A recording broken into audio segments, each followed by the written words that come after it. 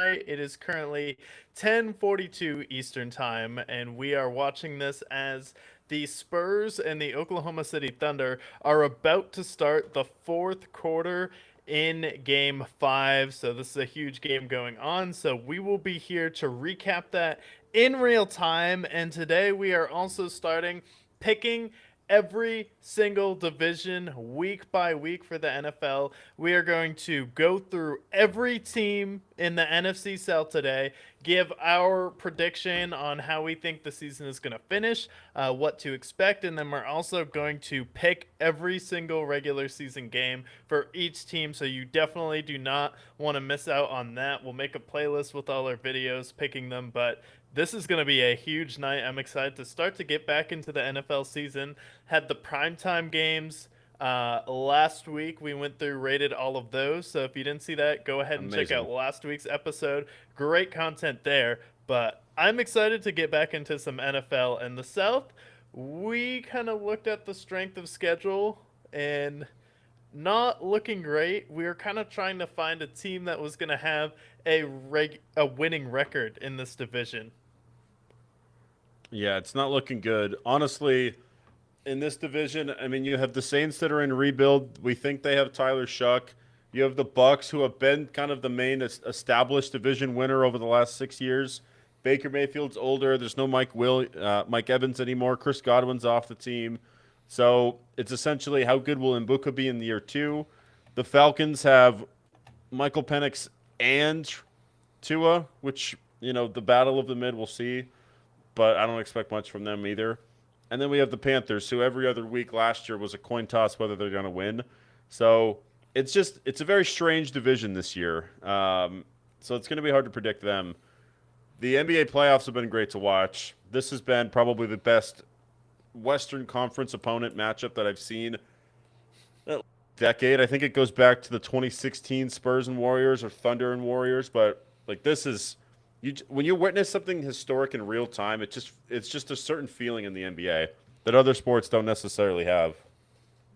Yeah, no, this is the first series in a while where with the NBA, you like hit the nail on the head. Like a lot of sports struggle to catch the same aura because football is one game. It can be iconic. There's certain plays, but with the NBA, it's 7 games in essentially a 2 week span. So you're essentially following a story and you're investing your time over the course of 2 weeks if it goes to 7 games. Like, think about how this series started last week, where you had the Spurs and Oklahoma City Thunder go not into one overtime but 2 overtimes, and then the Thunder come back, win the next 2 games. Seems like they kind of figure out how to guard Wemby, and then in game 4 the Spurs come out, absolutely blow out the Thunder in the second half and kind of retake their mojo now. And now they're down by only 10 points, which isn't a big deal, on the road here. And we're seeing De'Aaron Fox come back, Dylan Harper turn into a star, and then we're also seeing Caruso continue to shine. We're seeing SGA show why he's one of the best players in the world, why he's won back-to-back MVPs, and then all of this with that kind of curse of being the defending champion. We see Jalen Williams get banged up and we see AJ Mitchell go down, but this team is still just chugging along, and they've kind of been pushing the Spurs around a little bit in this game. Yeah, they've been pushing him around. I've been really impressed with what I've seen from Hartenstein, the way that he's been able to defend Wembanyama. I mean, in this game, he's shooting 3 of 12, De'Aaron Fox is, and then Wembanyama, he's shooting 3 of 11. So as far as Hartenstein matching up with him, that was one of the questions we had going into it. He's matched up great with him, honestly. Chet Holmgren hasn't necessarily paired up with him as well. But Hartenstein's done a great job. And then De'Aaron Fox being back, I think that helps the Spurs quite a bit, having that good ball facilitator. They still have been turning the ball over quite a bit, but Wemby this series, when he locks down, when he's been offensively going, then the Spurs take over. That's what we saw in Game 4. But what I wish, and I've been saying this since the beginning, I said it last week, I'll say it again, but we want a Game 7. Scott Foster, wherever you are, Game 6, we need you. One more game. Just give us a 7-game series. This is one of the series that immediately becomes iconic. It's like when you and I watch Patrick Mahomes and Josh Allen's 13-second game. You knew that you were witnessing history. This is going to go down as one of the greatest series that's going to define the 2020s. The Thunder have a chance to win back to back. The Spurs have a chance to do something hilarious. Last time the Knicks made the finals was against the Spurs, Tim Duncan's first ring. So you'd set up that storyline potentially. If the Thunder win, we're talking about a dynasty with SGA.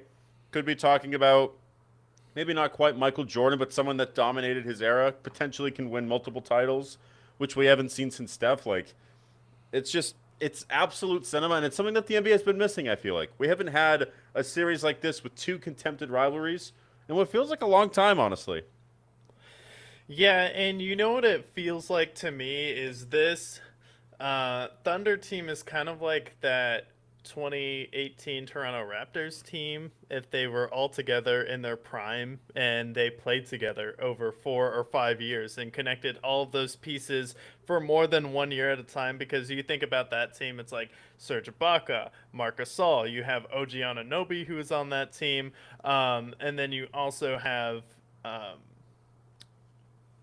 Kawhi, who's on that team. You have Fred Van Vliet. Kyle You Lowry. have Kyle Lowry. And you have a couple other really good players in the NBA right now. And, with this Thunder team, they also go really deep where you have Case and Wallace. You make a ridiculous trade and you get a steal from the Sixers with Jared McCain. You have Hartenstein. Chet Holmgren has been peaking at the right time. And then Caruso. And then don't forget about Lou Dort. He'll come out of nowhere, make a big I'll never play, forget. be physical, and then hit some threes as well. Like, this team kind of feels just like that overwhelmingly efficient force, similar to the Toronto Raptors. But, a lot of people don't like the Thunder, which is the problem. And it's like one of those questions: is it because of how good they are and they're beating everybody, or is it because of the The personality of this flopping. team? Because the flopping, Yeah, yeah. the flopping. Chet Holmgren is 7 feet 9 and, and 30 pounds. He looks like stick and bones when he's running down the court. I don't have a problem with SGA as a player, but the flopping is a little ridiculous. You see the montage of him jumping into other players. We saw it with James Harden, but it's just as corny with SGA.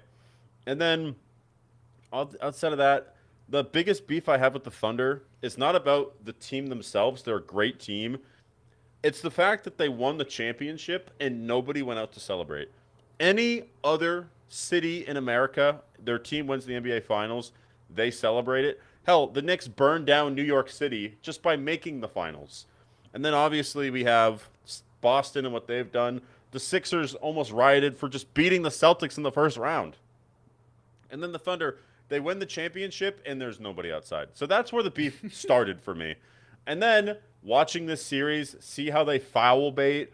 SGA has 30 points, yet is 6 of 14 from the field. Struggled initially at the beginning of the game from the field there. So it's just the way they are. They have a certain aura about them that's just annoying. So that's why they're a great enemy. They're a good villain. Everybody wants Wemby to win a bunch of rings, and I'm part of that train. But also the Thunder are really good villains. They don't have a Draymond Green there necessarily, but the entire team feels like a Draymond Green. Just someone there to piss you off, foul bait, piss you off, get you agitated, get you off your game. And then with how deep they go, like they can win multiple rings outside of these next, the two that they're about to win.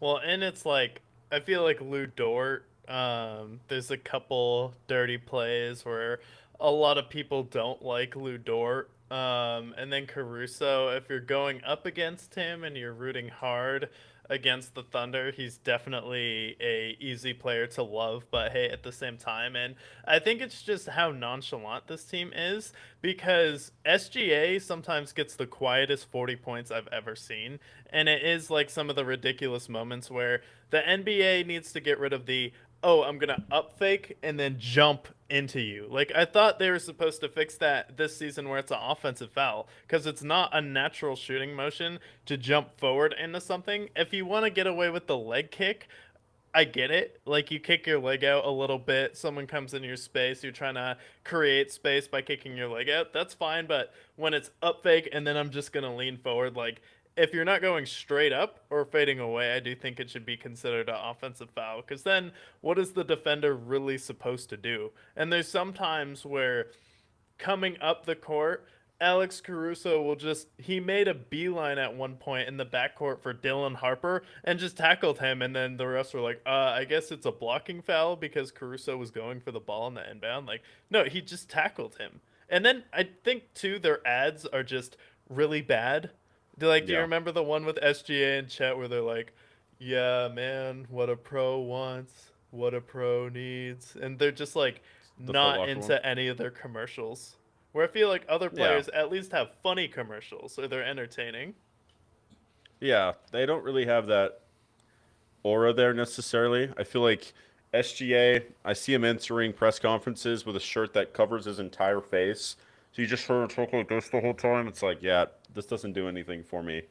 And then Chet is just kind of corny, but nonetheless, I think also the Spurs, all of the players there, I just feel like if you put a 90s filter over it, you would be like, oh, this is a team from the 90s.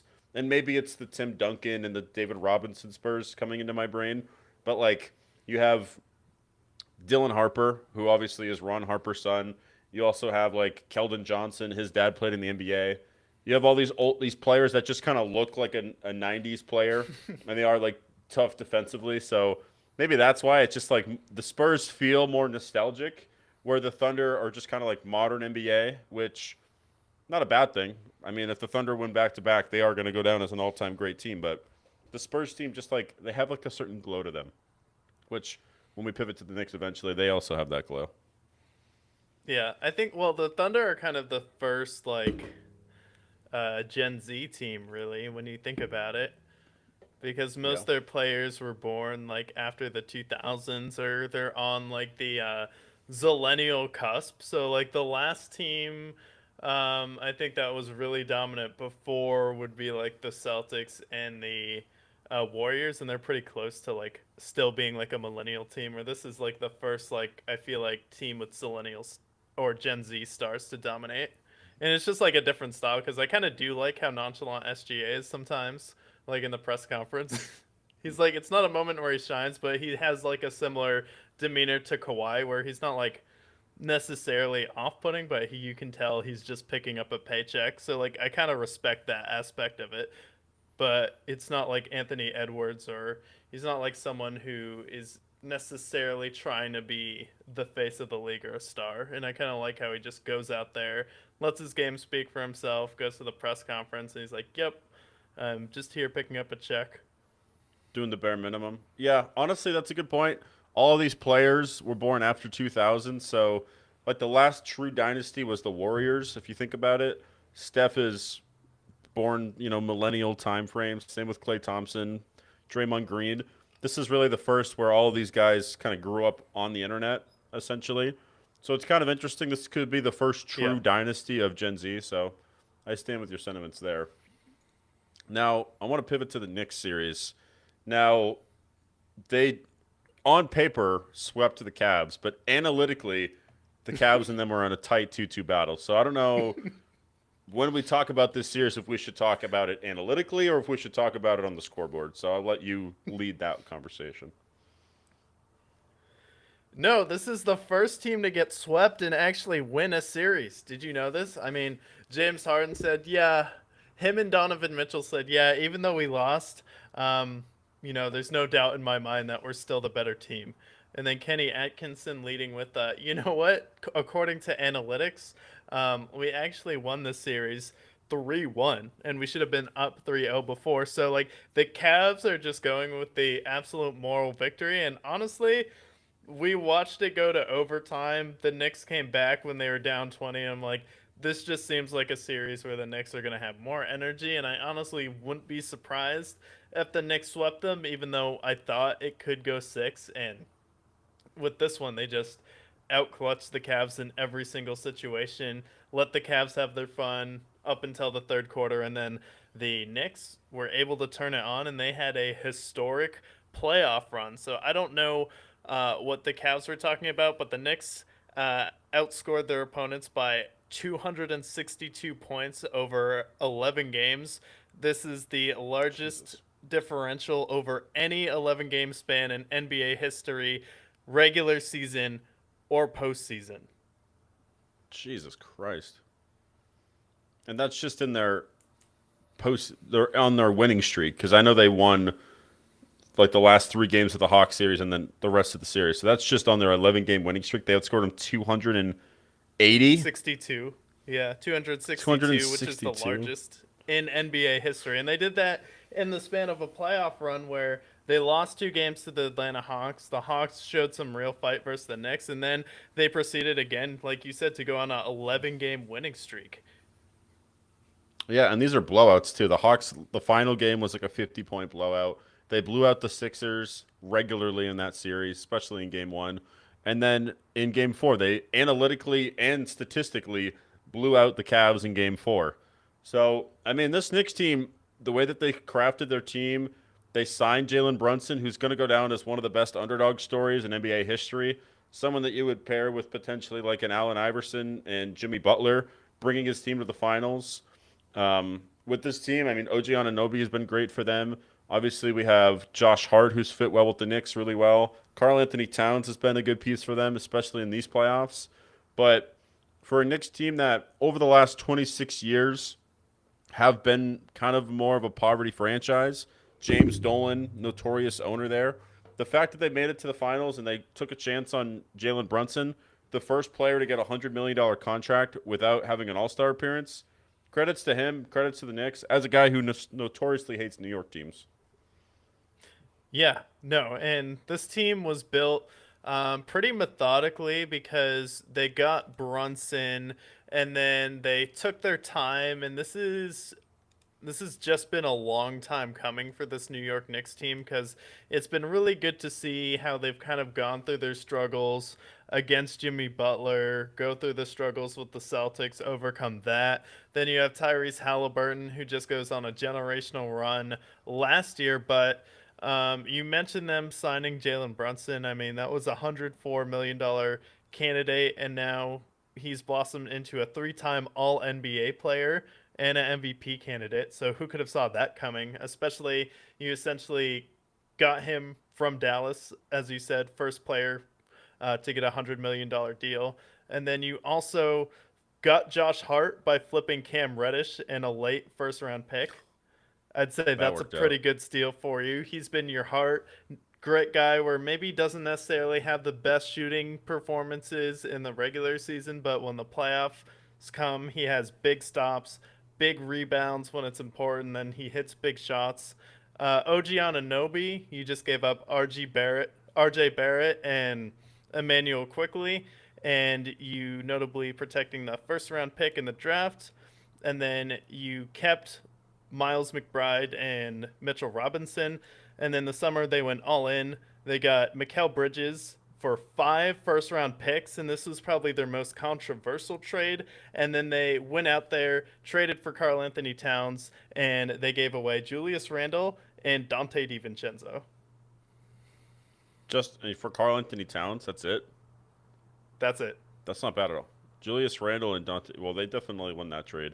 But honestly, even the Mikal Bridges trade, if you look at who they actually gave up, they gave up Bogdan Bogdanovic and 2 guys who are now playing in Mexico. So they give up 5 first round picks. If the Knicks are good for the next, 5 to 10 years, they're going to be fine. And even in those late round picks, they could probably still, they're probably not going to be a lottery pick, and who knows what they do with the lottery this year. So honestly, them getting Mikal Bridges, who's been a good defender for him, can sometimes be a good bucket for him, hasn't played amazing in these playoffs necessarily. However, still a very good defender, fits with the Knicks culture quite a bit. So I feel like overall, especially when you mentioned they traded Cam Reddish to get, you said it was Josh Josh Hart. Hart Yeah, Cam for Reddish and a Cam late Reddish. first round pick. Yeah, they won that draft. So just their roster construction, good credits to them. And then also knowing they have Tom Thibodeau moving on, taking Mike Brown, a guy that's been successful pretty much everywhere he's gone. Successful with the Kings, successful with the Cavs, even moderately successful with the Lakers as well. Yeah, and the crazy part was that Mike Brown had been fired by the Cleveland Cavaliers twice. So how sweet must have this series one been for him? Absolutely. And you could tell they were playing hard for him as well.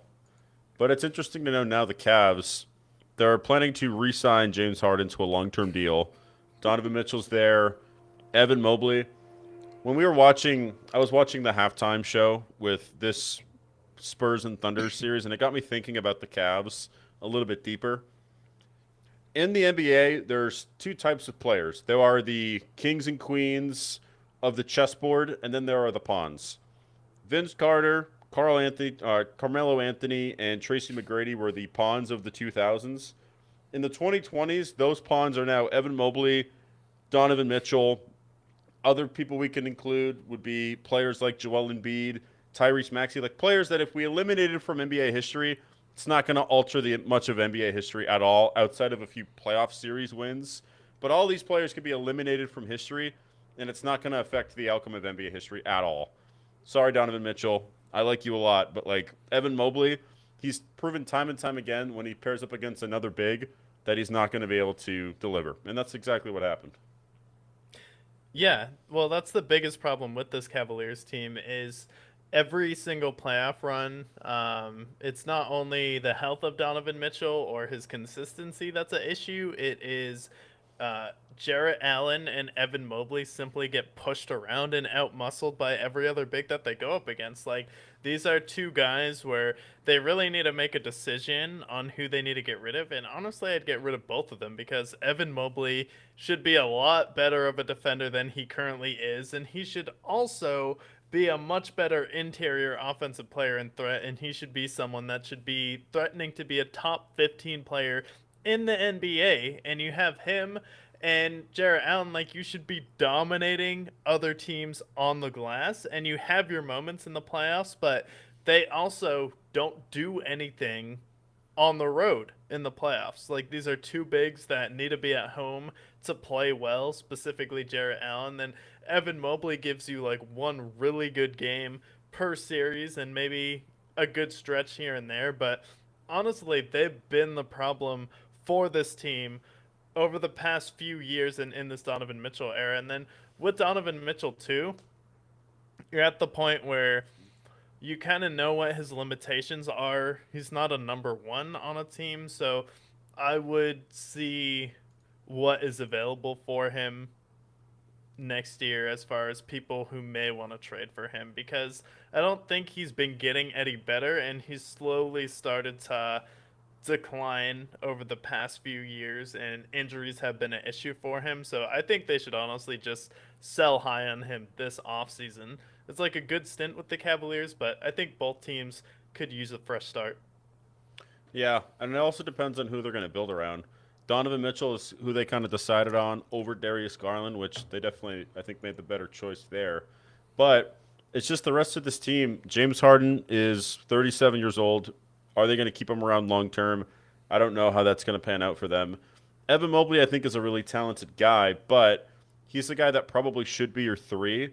But you should also have another big man alongside him that isn't Jared Allen, a guy who's also bounced around the league quite a bit. Who's He's a very old 28, but he's played on a million different teams. I feel like, and for this Cavs team, like there's just not there's not a guy that has that grit. Donovan Mitchell's good, but I feel like he's better as a two. And who's going to be that number one? If they can get out, honestly, if they can make a trade for Giannis and they can trade someone like Evan Mobley, maybe they ship Jared Allen as well, get some of their roster like rotation guys in there as well. This is a team. If you pair Donovan Mitchell with Giannis, maybe this team's a little more interesting. But if they keep the current roster makeup, they're not going to make it out of the East once. Yeah, I could honestly see if they're playing as Giannis. If you keep Harden, Donovan Mitchell, and you package like say Evan Mobley and Dean Wade, Dennis Schroeder, just because who doesn't love packaging Dennis Schroeder in a trade, and then four first round picks, maybe a couple pick swaps in there. I think that'd be a good trade for both teams, to be honest. And I think Evan Mobley would be a good regular season player for the Bucks, where he'd at least make their season fun, and maybe that is what he would need to develop as a player. Is just get away from Cleveland, start fresh with a new head coach. Yeah, I think it could be beneficial for both. Bucks, they could build around Evan Mobley, and then also the guys that they get in the draft. So I like it there. But Cavs, not very surprised by this outcome. We kind of had previewed this ahead of time, so we just kind of expected that. But as far as NBA, as far as the Knicks, it looks like the Thunder are going to win this game most likely, so they'll be up 3-2. With either of the teams that win, do you think the Knicks can break through and actually win the NBA title? Yeah, I think they beat the Spurs. They lose to the Thunder. I think they match up well with the Spurs in the NBA Cup tournament. If you remember, it was Knicks and Spurs, and I think Karl Anthony Towns and Mitchell Robinson are definitely big enough to bother Wemby, and then someone like Josh Hart, OG Anunoby are going to be the type of guys that are going to be able to guard Victor Wembanyama and push him off his spot and bother him. When I saw the Spurs and Celtics play, they were putting Jason Tatum on him, so you just need one of those bigger wings or someone like Caruso who's strong enough to kind of push him around from the block and bother him and then have a big come around. So I do think the Knicks actually match up very well with the San Antonio Spurs. So if they come back from a 3-2 deficit from against the Thunder, then you're talking about a team who played in a 5-game series where Victor Wembanyama got hurt. Then they played a 6-game series. Then they'd be coming off a 7-game series where the Knicks just had 2 sweeps in a row. They're going to be rested, and I think they know this is the year they have to win a title. Where the Thunder, I know they have the experience where I think SGA would just cook the entire series and then win back to back MVPs and finals MVPs, which would be ridiculous. But I think that is probably the most likely outcome from the playoffs. Yeah, I think most likely the Thunder win this series. They end up winning two. I do think it'd be good for the Knicks to win. Seeing Jalen Brunson, a guy that was, I believe, undrafted, go out and win the title for a Knicks team that hasn't won a title since the 70s. I think that'd be good for basketball. The Knicks are a brand in the NBA where I feel like a lot of people forget that when they're good, it's good for basketball. The Lakers are similar to that, but they're obviously historically much better. But the Knicks haven't been good really since the 90s, and this is kind of their first iteration where they're a legitimate championship team. So I think for the NBA, the Knicks being good again is good. So them winning a title, I think, would be good. But the Thunder being a dynasty, I think, is also something that going for that three-peat next year is something that would be interesting to see, especially if SGA can win another MVP and another ring as well, and actually have a true three-peat on their hands. Yeah, and like the Thunder, like when I watch them, they just look unstoppable. Like I don't believe they're gonna lose until it's triple zeros. Like that's how good SGA has been, and he just is a player who figured out how to game the modern NBA, where he has like a isolation and mid range game to the level of someone like Kawhi Leonard. He knows how to draw fouls like someone like James Harden, and he's someone who's also athletic, so he doesn't need to manipulate and get fouled like James Harden does. So it doesn't necessarily stop him if he's not getting a whistle. And I do think this series, the refs and OKC has not been that noticeable, to be honest. Like I haven't seen too many people talking about the refs, and I think both teams have gotten a fair whistle throughout the series. Where I do think the refs respect both teams, and I think the NBA Finals will be like that as well. So the advantage I would give the Knicks is the Thunder, would be the first team in over 8 years to win back to back finals. And also, you're starting to see a couple players get injured. With Jalen Williams dealing with his hamstring injury, we saw AJ Mitchell go down, and it looks like Caruso and Lou Dort have gotten banged up a couple times there. So, if the Knicks do win the finals, I think it would simply be because of attrition. Yeah, and they had an easier path too. The Hawks gave them a little bit of trouble. They pretty much handled the Sixers, and then the Cavs they handled pretty handedly. Whereas the Knicks or the Thunder or the Spurs, honestly, whoever wins this series alone is going to suck the life out of whoever wins that series. It's going to come down, especially if this goes seven. We're talking about a true battle there. Where the Knicks, like, they're rested, and not a lot of their players have been banged up in the playoffs either. So they're going to be rested. Maybe game one they come out rusty, but this team I think could match up with either one of them. So quite honestly, this NBA Finals that we're poised to see, I think, is going to be a 6 or 7 game series, no matter how the outcomes come. Yeah, I think it would probably go six. I think it'd be cool Yeah. to see the Thunder win. And I think in New York and Madison Square Garden, seeing the NBA Finals, like it's gonna look cinematic. Like it's just a epic spectacle, whether you're a Knicks fan or not. It was like Nick Wright was talking about it, where New York is one of the most global cities in the world, and out of all the sports, it's not soccer, it's not football, it's like basketball, which is probably the main sport in New York, which people are a fan of, and the tickets are going to be ridiculously expensive too.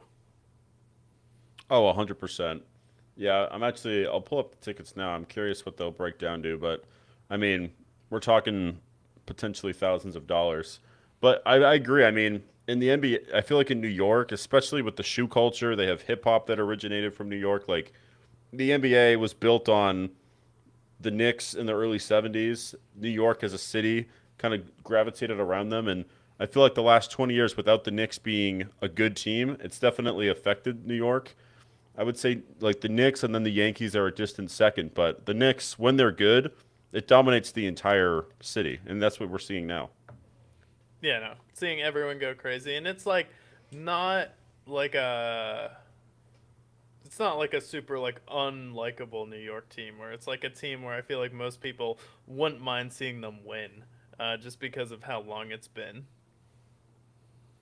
Yeah, and all the players on this team are rejects from other teams. OG Anunoby with the Raptors. You have Mikal Bridges with the Suns and Nets. Jalen Brunson with the Mavericks. You have Josh Hart from a million other teams. So, and then our Carl Anthony Towns with the Timberwolves. All these teams had some other team move off on them in order to try to win a championship, and now the Knicks are the ones in the NBA Finals. Yeah, how crazy is it that the Minnesota Timberwolves thought Julius Randle would be a better fit than Carl Anthony Towns when Julius Randle gets the ball in the playoffs, it's like watching someone go into a basement in a horror movie. Especially this year, and like we've seen Julius Randle, I'm like he's kind of like the Marcus Smart of forwards where he can get really streaky, but there's some moments where you're like, I don't know, and then you thought, if we add another guard on top of it with DiVincenzo, it would give us some more guard depth and we'd have some more, shooting on this team. And he definitely did provide that. But Carl Anthony Towns led all players through the conference finals and ranks third in the playoffs in net points. And he led all players in win shares through the Oh conference wow. finals as well. So you only gave up the leading player in the playoffs in win shares for Julius Randle and Dante DiVincenzo, and it's honestly been Carl Anthony Towns' best defensive run when it comes to the playoffs this year, where he's playing great on offense, but his defense has been the difference maker that has brought this entire team together. And he was just waiting till the playoffs to kick into gear, where it seemed like this team knew the assignment. We're like, we're gonna sleepwalk a little bit of the way through the regular season, make sure we're healthy, and then turn it all the way up in the playoffs. And it even took them a little bit of time to get going after round one. But once it clicked, then okay, yeah, it was full stop. And some teams were like, well, are we gonna talk about this team's easy run if we're gonna talk about the Thunder's last year or the Celtics' easy run? Like, no, because anytime that argument is brought up, it never matters in the history books. The only thing that matters is that they actually got to or won the finals that year. No one's like, oh, well, it was an easy run. Like, no, there's only one team that did it that year. And there's one team that came out of the East. Yeah, and honestly, I would honestly refute that they had an easy schedule because the Cavs at one point were maybe they were favorites in all of their series, but the Sixers had just gotten done beating the Celtics, which is a huge weight off of their back as a franchise who hadn't beaten them since the 80s. Everyone was talking about Tyrese Maxey and Joel Embiid taking down the Knicks, but then they just handled business, blew them out in every game. And then in Cleveland, this is a team that throughout the regular season, people were arguing who was better. Was it the Cavs or the Knicks? And the Knicks proved it in the playoffs. So honestly, outside of the Hawks, which is a round one series, which you can't really invest too much stock in, I wouldn't poke holes in the Sixers or the Cavs. Sure, they didn't beat the Celtics, who were probably the better team, but the Celtics also didn't make it to the Knicks, so I can't refute that either. This series with the way that Eastern Conference has been, the Knicks were by far the best team throughout this postseason, and they are the most deserving of making it. So I would refute those claims that they had an easy path. Yeah. And it was a pretty good overall Eastern Conference playoffs. I mean, we had back-to-back 7-game series with the Cavaliers, and they went up against the Raptors. Took them 7 games. Every single home team won all of their home games, so you just didn't lose on the road in that series.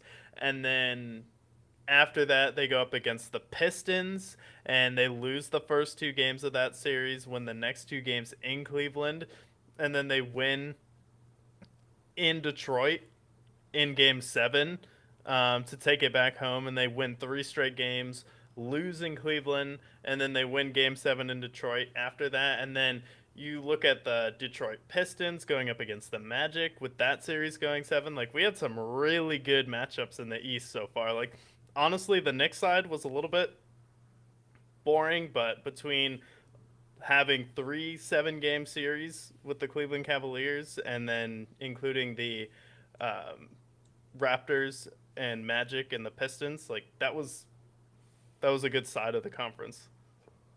100%. I mean, Pistons and Magic blew a 3-1 lead. We saw the Celtics collapse, have a 3-1 lead. The Philly 76ers beating the Celtics for the first time in 4 decades. And then the semifinals, Pistons and Cavs was a great watch. Knicks and Sixers was fun to watch as a fan, a guy who's a notorious Sixers hater. And then in the conference finals, I think especially game one going into overtime, that was exciting.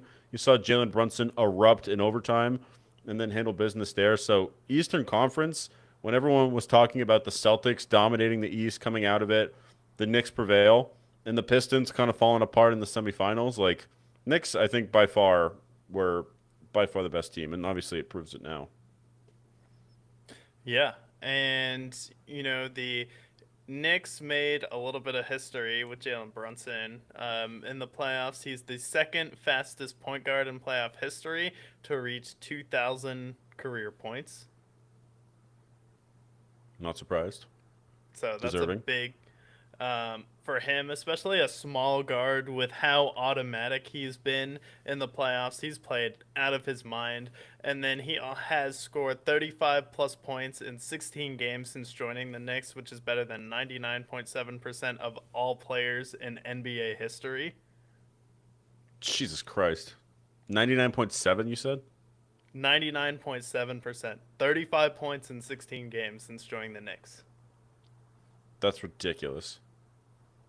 Yeah. Jalen Brunson also like he's been super clutch for them too, especially in the fourth quarter and overtime. Pretty much throughout his entire tenure with the Knicks these last 4 years, he's been showing up when it matters most in that final minute in overtime. I think he had 10 points in game one in overtime.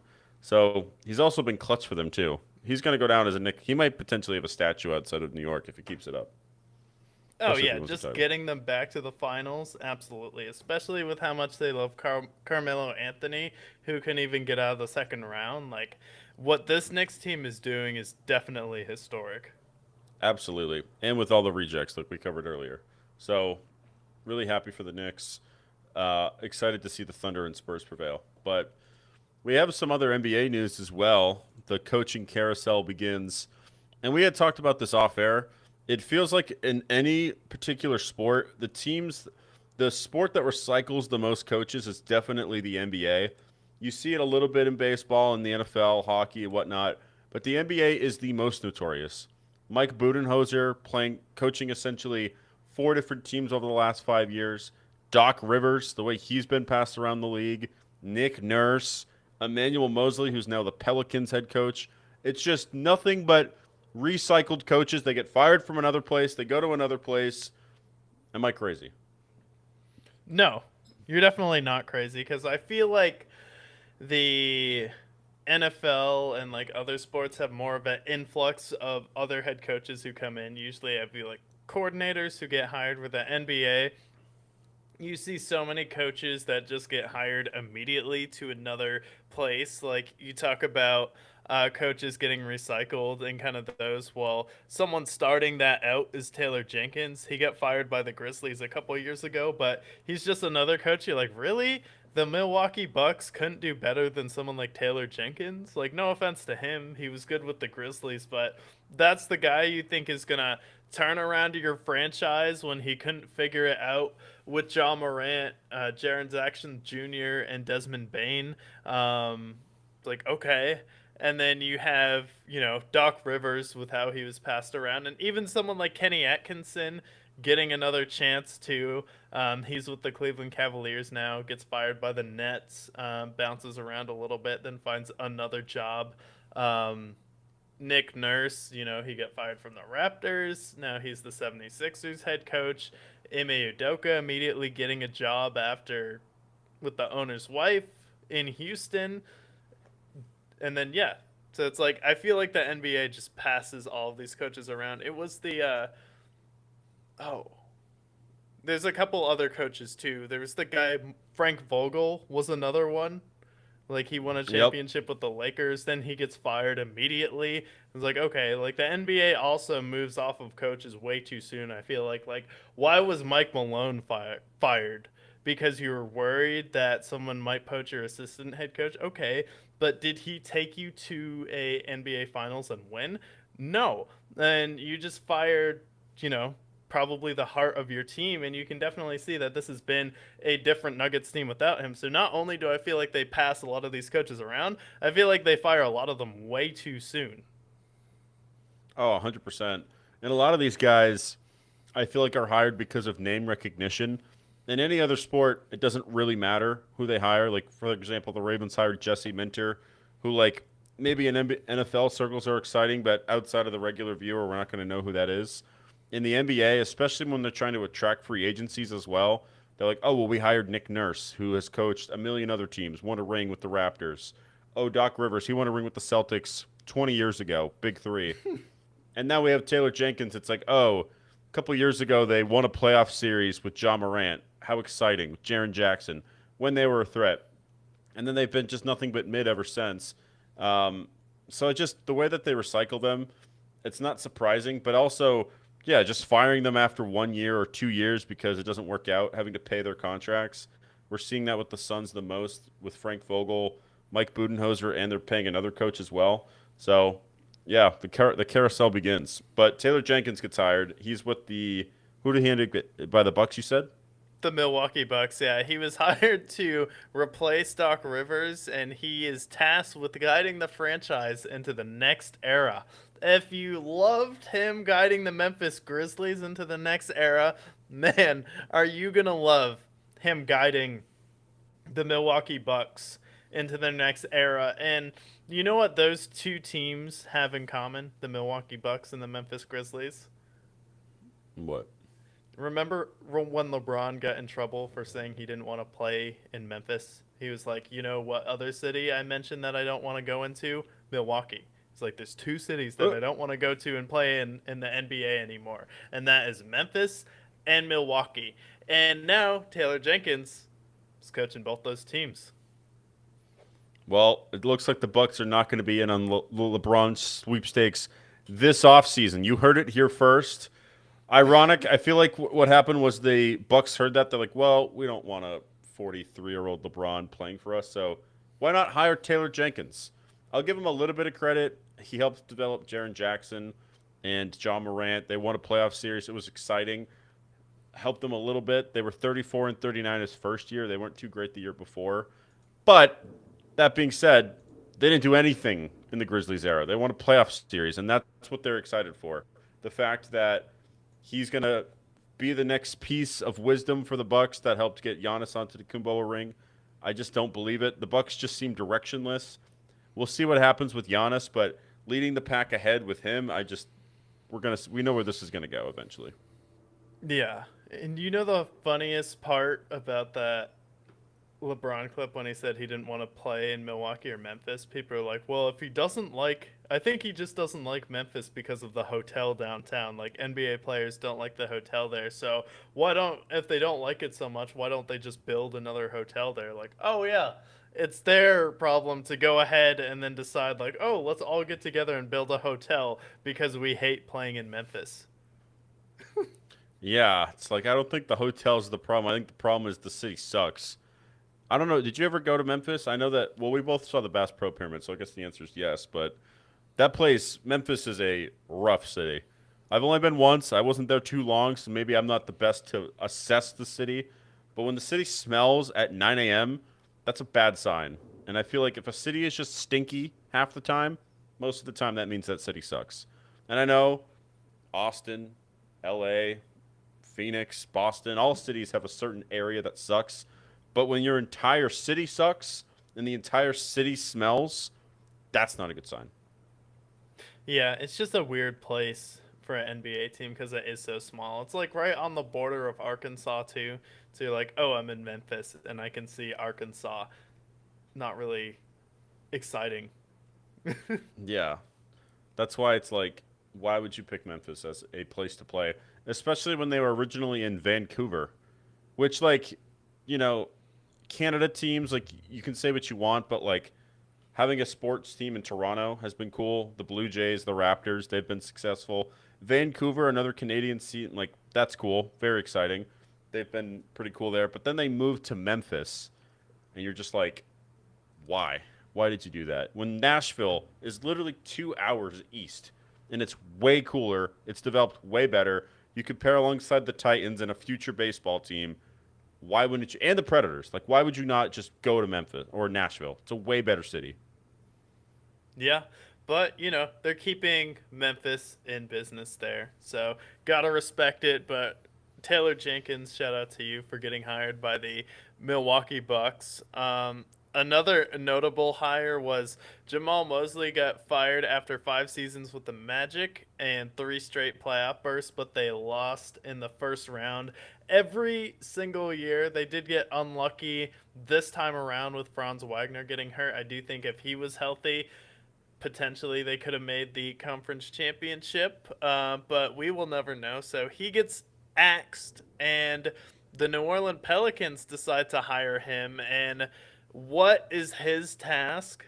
And it is taking over the roster to build around Zion Williamson. Yes. Another guy who just blew a 3-1 lead to the Pistons, had the team in the driver's seat, about to beat them, chokes it all away. They say that's the guy that is tasked to turn Zion Williamson, who has been one of the biggest busts in NBA history. There, I said it. He is going to be the playmaker. When he averaged 3 assists last year, he averaged 3 assists last year, playing 62 games, can barely stay healthy, hasn't stayed healthy his entire career, can't move, losing his physicality, losing his athleticism. By the year, they're like, oh, this is the guy that's going to be the playmaker for our team. Because it's not going to be Kevon Looney. Nope. If anybody was asking, is it Kevon Looney? Nope, not going to be him. If you want to talk about CJ McCollum, who's no longer on their team, nope, he's out of the door. DeJounte Murray? No, not him. Jordan Poole? No, not him either. Sadiq Bey? No. Zion. The guy that has played 25% of his games in his career, who consistently is in the headlines for hooking up with OnlyFans models and being fat. That is what Emmanuel Mosley has. The guy who just blew a 3-1 lead to the Pistons, who also choked it away against the Cavs. So that is the savior for New Orleans. Another team that shouldn't exist. Yeah, so we'll see if Jamal Mosley can turn him around. Maybe they'll make the first round and lose again. Maybe they'll actually make the play-in tournament, but I don't know exactly what's going on in New Orleans, and they're kind of not going to be good until Zion is gone and either retires or somehow the NBA figures out a way to banish him from the league. The New Orleans Pelicans are probably going to try and plant evidence on Zion, play something on his computer, and then tip off the FBI to arrest him, because until Zion is off this team, there's not really a way forward for the New Orleans Pelicans, because he's making way too much money for him to justify suddenly wanting to get in shape. And I feel like that's the thing people don't realize with some of these NBA stars is like someone like Zion, who got $100 million contract and was never healthy. We've never seen him play in the playoffs, at least Ever. well. He's or never. past. Yeah, he's never been in the He's never. playoffs. Yeah. Also, like, if we just want to zoom in on the Pelicans themselves, if you're a real sports team, you have a real sports name. Boston Celtics. Oh, very Irish predominantly. Okay, cool. Lakers, maybe there's questions there. Phoenix Suns makes sense. All right, cool. Oklahoma City Thunder. All right, I can understand that. Um, have you seen a Pelican in New Orleans? I haven't. Have you seen a Wizard in Washington? I haven't. Um, and those are the two teams that I would make fun of. Also, have you seen a Clipper in LA? Nobody knows what a Clipper is. And those are the three most unserious franchises in NBA history, arguably. Um, if we look at the history of the NBA, the Wizards and the Clippers and the Pelicans have all sucked. The Pelicans shouldn't exist because, first of all, like I mentioned, the elephant in the room, Pelicans aren't in New Orleans. Yeah, they're just I not. think they are though, because they're on the ocean. But it's a stupid logo. I mean, Well, they maybe the used to be the Pelicans. Jazz, and then the Jazz moved to Utah. Because, like, New Orleans is, like, a live music city, and it's a jazz hub. So, like, that made sense, but the owner took the team and moved to Salt Lake City. And that also doesn't make sense because the Salt Lake City, the Utah Jazz, like, um, okay, there's not really too much jazz going Doesn't on make in sense. Utah. Like, that doesn't make sense either. I think they should also Yeah, rebrand. yeah. I mean, Utah. I mean, the problem is that the Jazz have been successful, but that is also a stupid team name. The Pelicans. The logo is disgusting. They used to be the Hornets. They were a little bit better as the Hornets. The problem is that the identity of the team has been stolen by two teams now.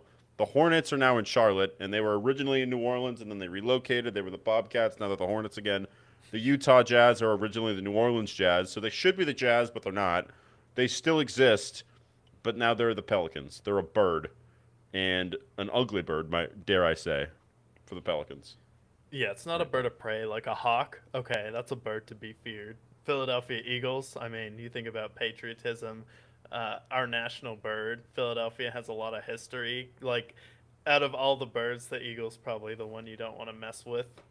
So, like, that is like a Falcons. fierce bird. But like, if you're like a blue jay or a cardinal, like the Cardinals are literally the worst team in NFL history by And there's no record. Cardinals.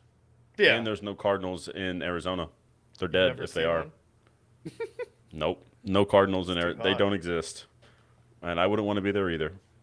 But, I mean, yeah, what are we going to do? That's the NBA and the what we've seen there. Is there any other coaches that were hired and fired?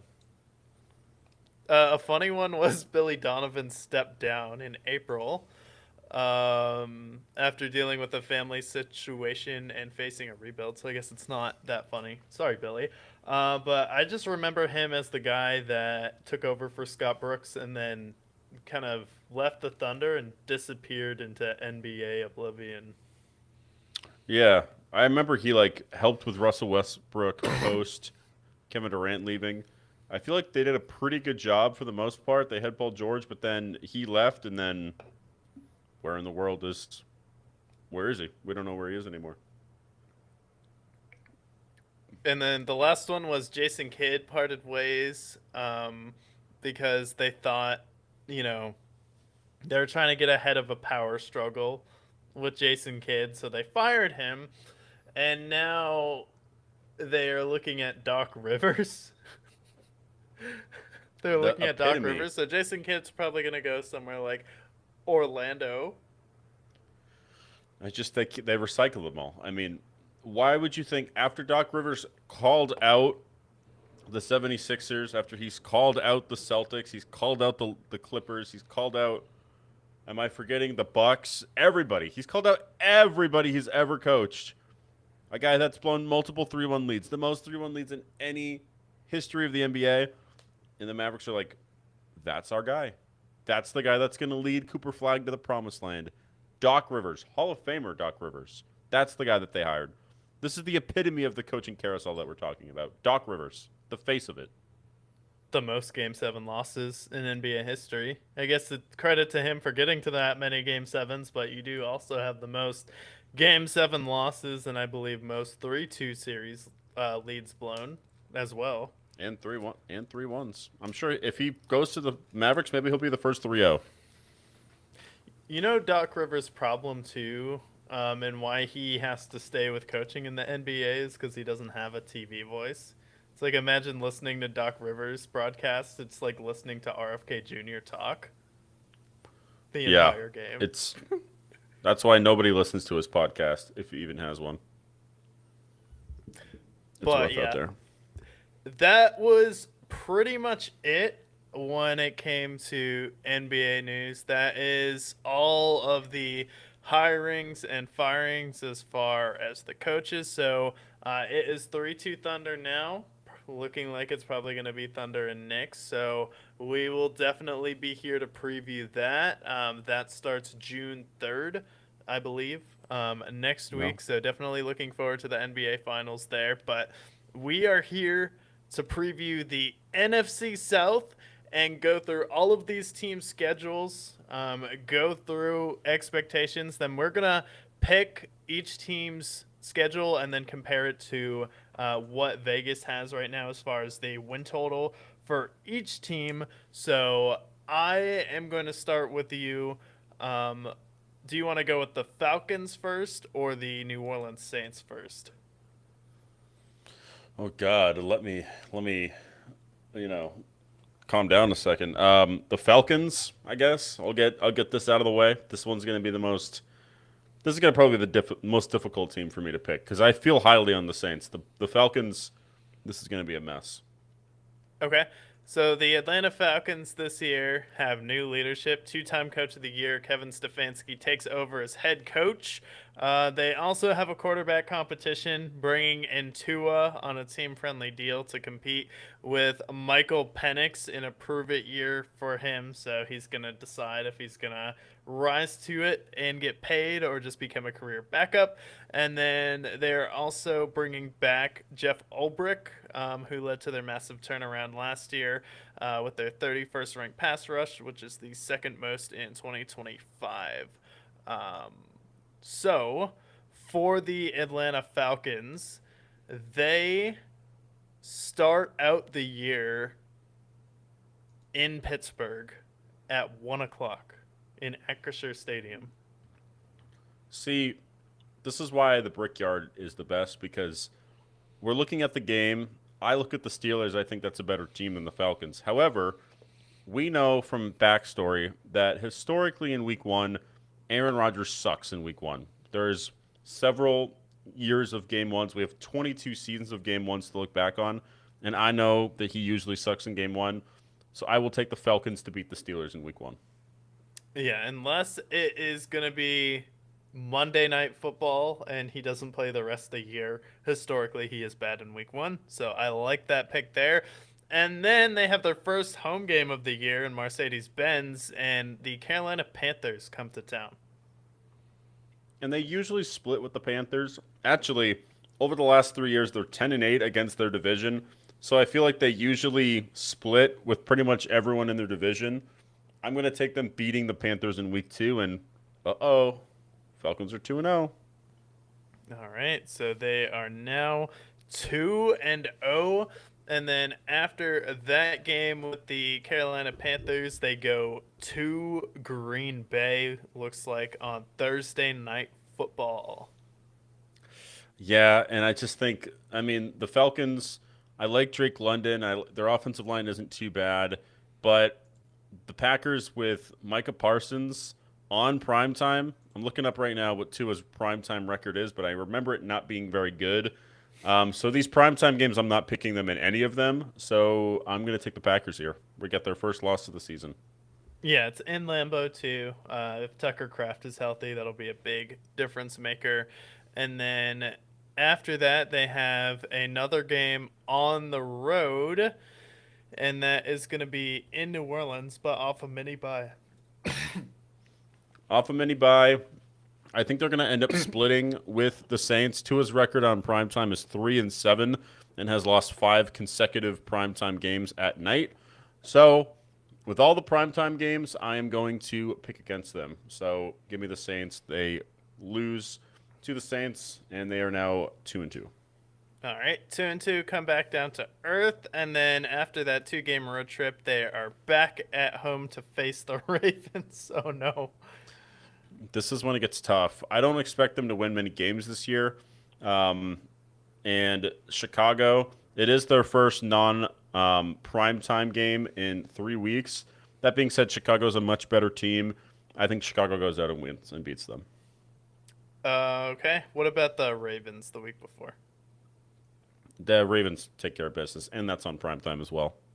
Okay. So So then they three would straight prime be time. 2-4, and they finish up a 3-game homestand.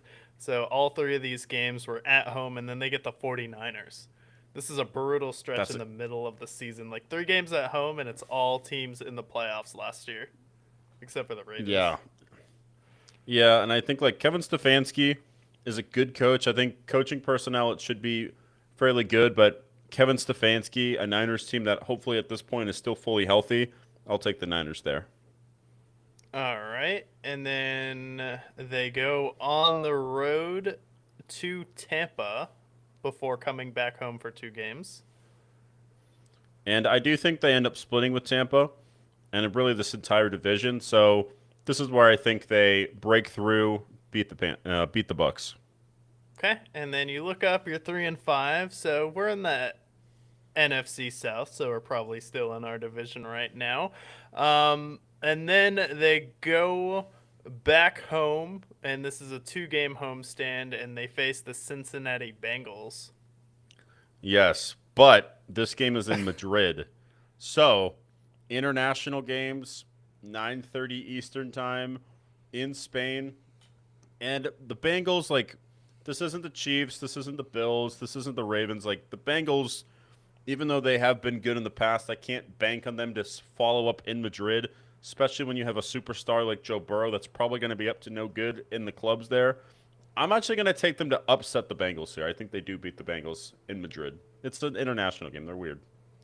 Yeah, and remember the historic game where it took Jonathan Taylor to have one of the best regular seasons games of all time to beat them last year in Germany. So like Colts and Falcons was honestly a really good game, and the Falcons defense should be a lot better this year, and who knows if Burrow will be healthy at this point of the season. So I like that pick there, and then they have looks like they come back home to Atlanta after going to Madrid and play the Chiefs. Yeah, and the Chiefs, I think the Chiefs are going to bounce back this year. I'm high on them. Kenneth Walker, they got obviously Rasheed Rice. Offensively is great, much better defensively as well. I'll take the Chiefs. All right, so now they are 4-6, coming out of that Chiefs game, and their reward is going on the road to face the Vikings.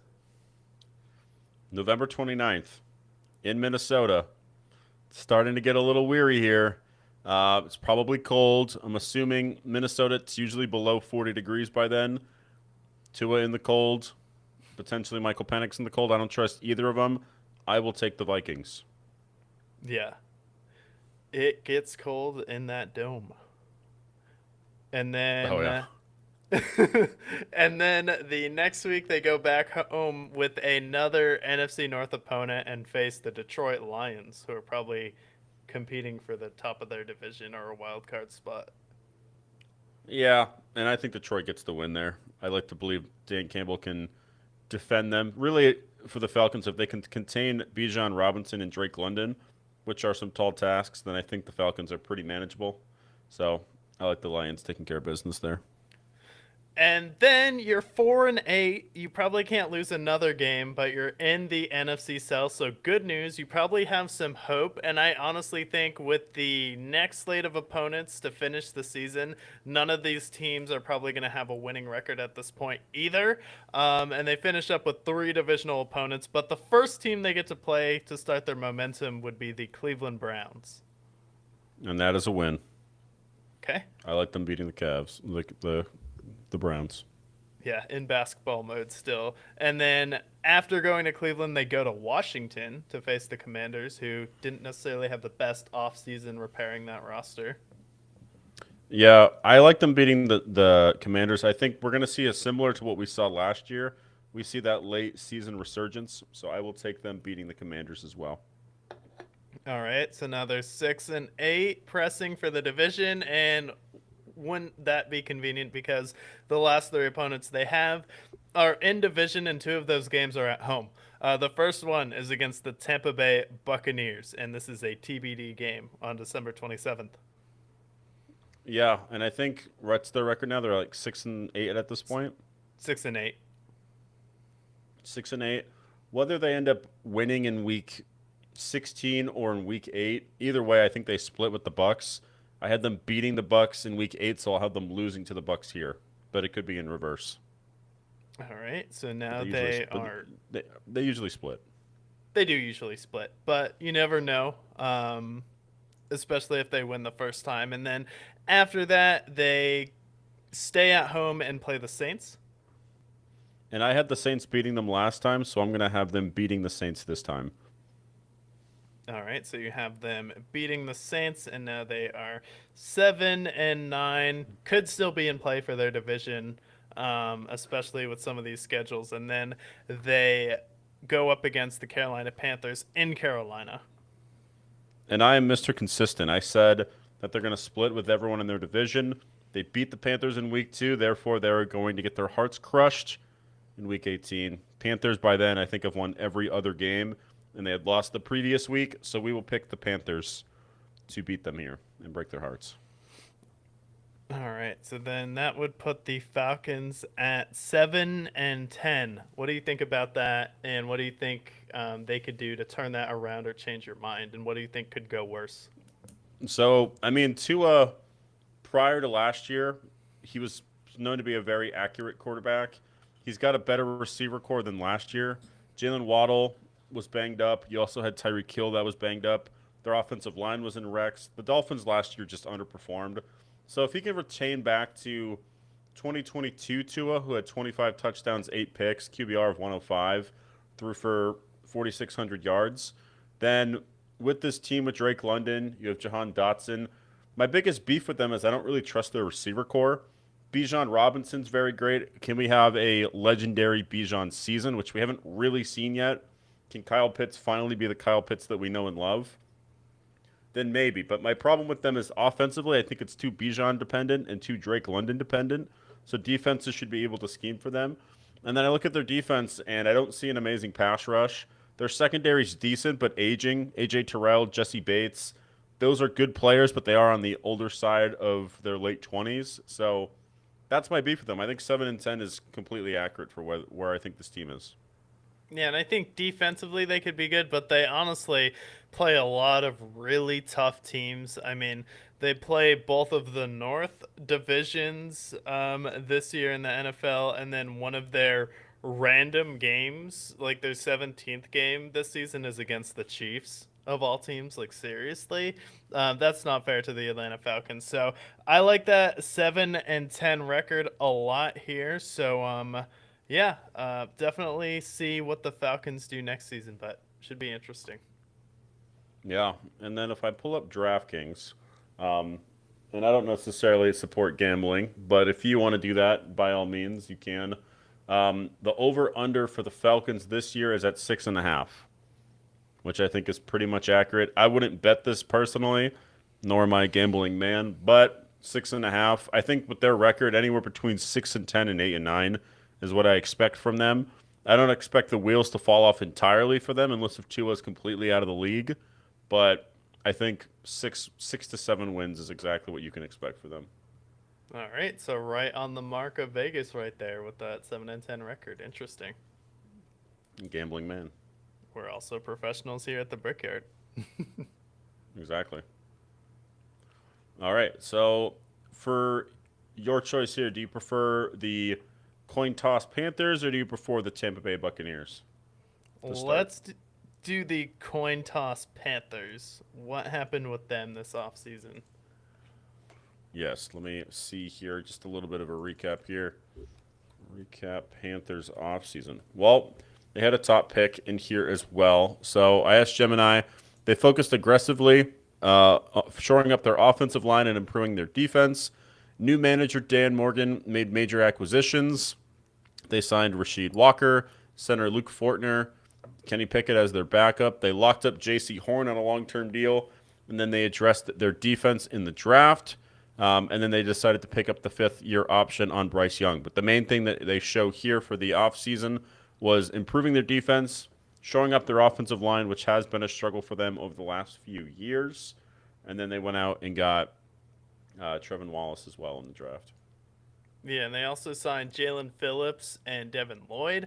So those are going to be two huge pickups on defense. So I do think this is going to be a better team defensively this year. I know Jalen Phillips is also a little bit of a gamble. He's had his injury issues, but if he can play to his potential, Devin Lloyd was a huge piece with the Jacksonville Jaguars. And then they also lost their left tackle in that game versus the Rams last year. So they did pick up a lot of depth on their offensive line, but seeing if it actually clicks next year is going to be a big storyline. But I do think this is a Panthers team that got better, but they also got pretty lucky last year, and I don't know if I'm fully bought into the run game still. Especially Rico Dowdle was really the one that carried them through a couple stretches, and is just kind of non-existent.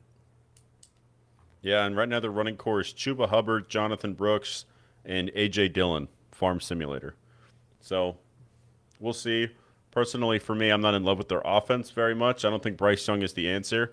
And then defensively, I think they made some nice additions, but I think they're kind of exactly what they were last year. So we'll see how the record breaks down. But they start week 1 at home versus the Bears. At home versus the Bears. Yeah, that's definitely a interesting game. I think that's a game they can upset the Bears. Sometimes weird things happen in week 1. So I think that the Panthers come out with the upset in week 1 versus the Bears. All right. So you got them at 1-0. And then we go to week 2, and they go to Atlanta to take on the Falcons. And then I believe you had the Falcons beating them in that game. So for continuity, I will have them at 1-1 and losing to the Falcons. All right. And then luckily for them, after that painful loss to the Falcons and Tua, they go to Cleveland to take on Shador Sanders and the Browns. Yeah, and I do think that they'll have enough defensively to win in that game. Is it going to be Shador Sanders or Deshaun Watson? We actually don't know. So give me the Panthers in that one. All right. And then we have a Sunday night football, waiting all day for Sunday night. Lions and Panthers, week 4. So at this point, they are 2-1. How do you think this plays out? Yeah, and they can't stay with a winning or losing record for too long. So I do think they lose that game on Sunday Night Football to the Lions and drop to 2-2. All right, perfect. And then they have a bye week to start out week 5, so they probably win that game. Oh, ouch. That's not a good The start. 5-week bye is it? I just don't like that. I feel like it's way too early. I feel like buys should start at like week 7 minimum. I would agree. That's a little too early for me.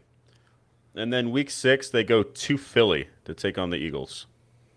Yeah, and I think coming off a bye in Philadelphia, I think defensively they'll actually be able to do enough to win that game, and I think they beat the Eagles. Yeah, and I believe they beat them last year or in years past, so not out of the realm of possibility for them. They like to play. If when they win ugly, and the Eagles, when they lose, they tend to lose ugly. So not a crazy pick there. And then week 7, they go and host the Tampa Bay Buccaneers. They host the Tampa Bay Buccaneers. That game, they're 3-2 above 500. 4-2 just seems a little bit too crazy at this point for the Panthers. So I do think that the Bucs win that game and they drop to 3-3. All right, so they have continued on what they have normally been. So we will see how this next game plays out when they go. So we already had them going to Tampa, and they win that. So the next week would be Thursday Night Football against the Packers. Yeah, Thursday Night Football against the Packers. Definitely think Green Bay is able to win and take care of the Panthers in that game, and they drop to 3-4. And they have lost their every other game streak there. And then November 8th, my birthday weekend, we're graced to see them against the Broncos. The Broncos, and is that in Denver or in Carolina? This is in Carolina. Yeah, I think that's a fluky game, especially with the Broncos. They can definitely be inconsistent. So I think they get back to a even record and beat the Broncos, and now they go to 4-4. All right. And then the following week, they go to the Caesar Dome to take on the Saints.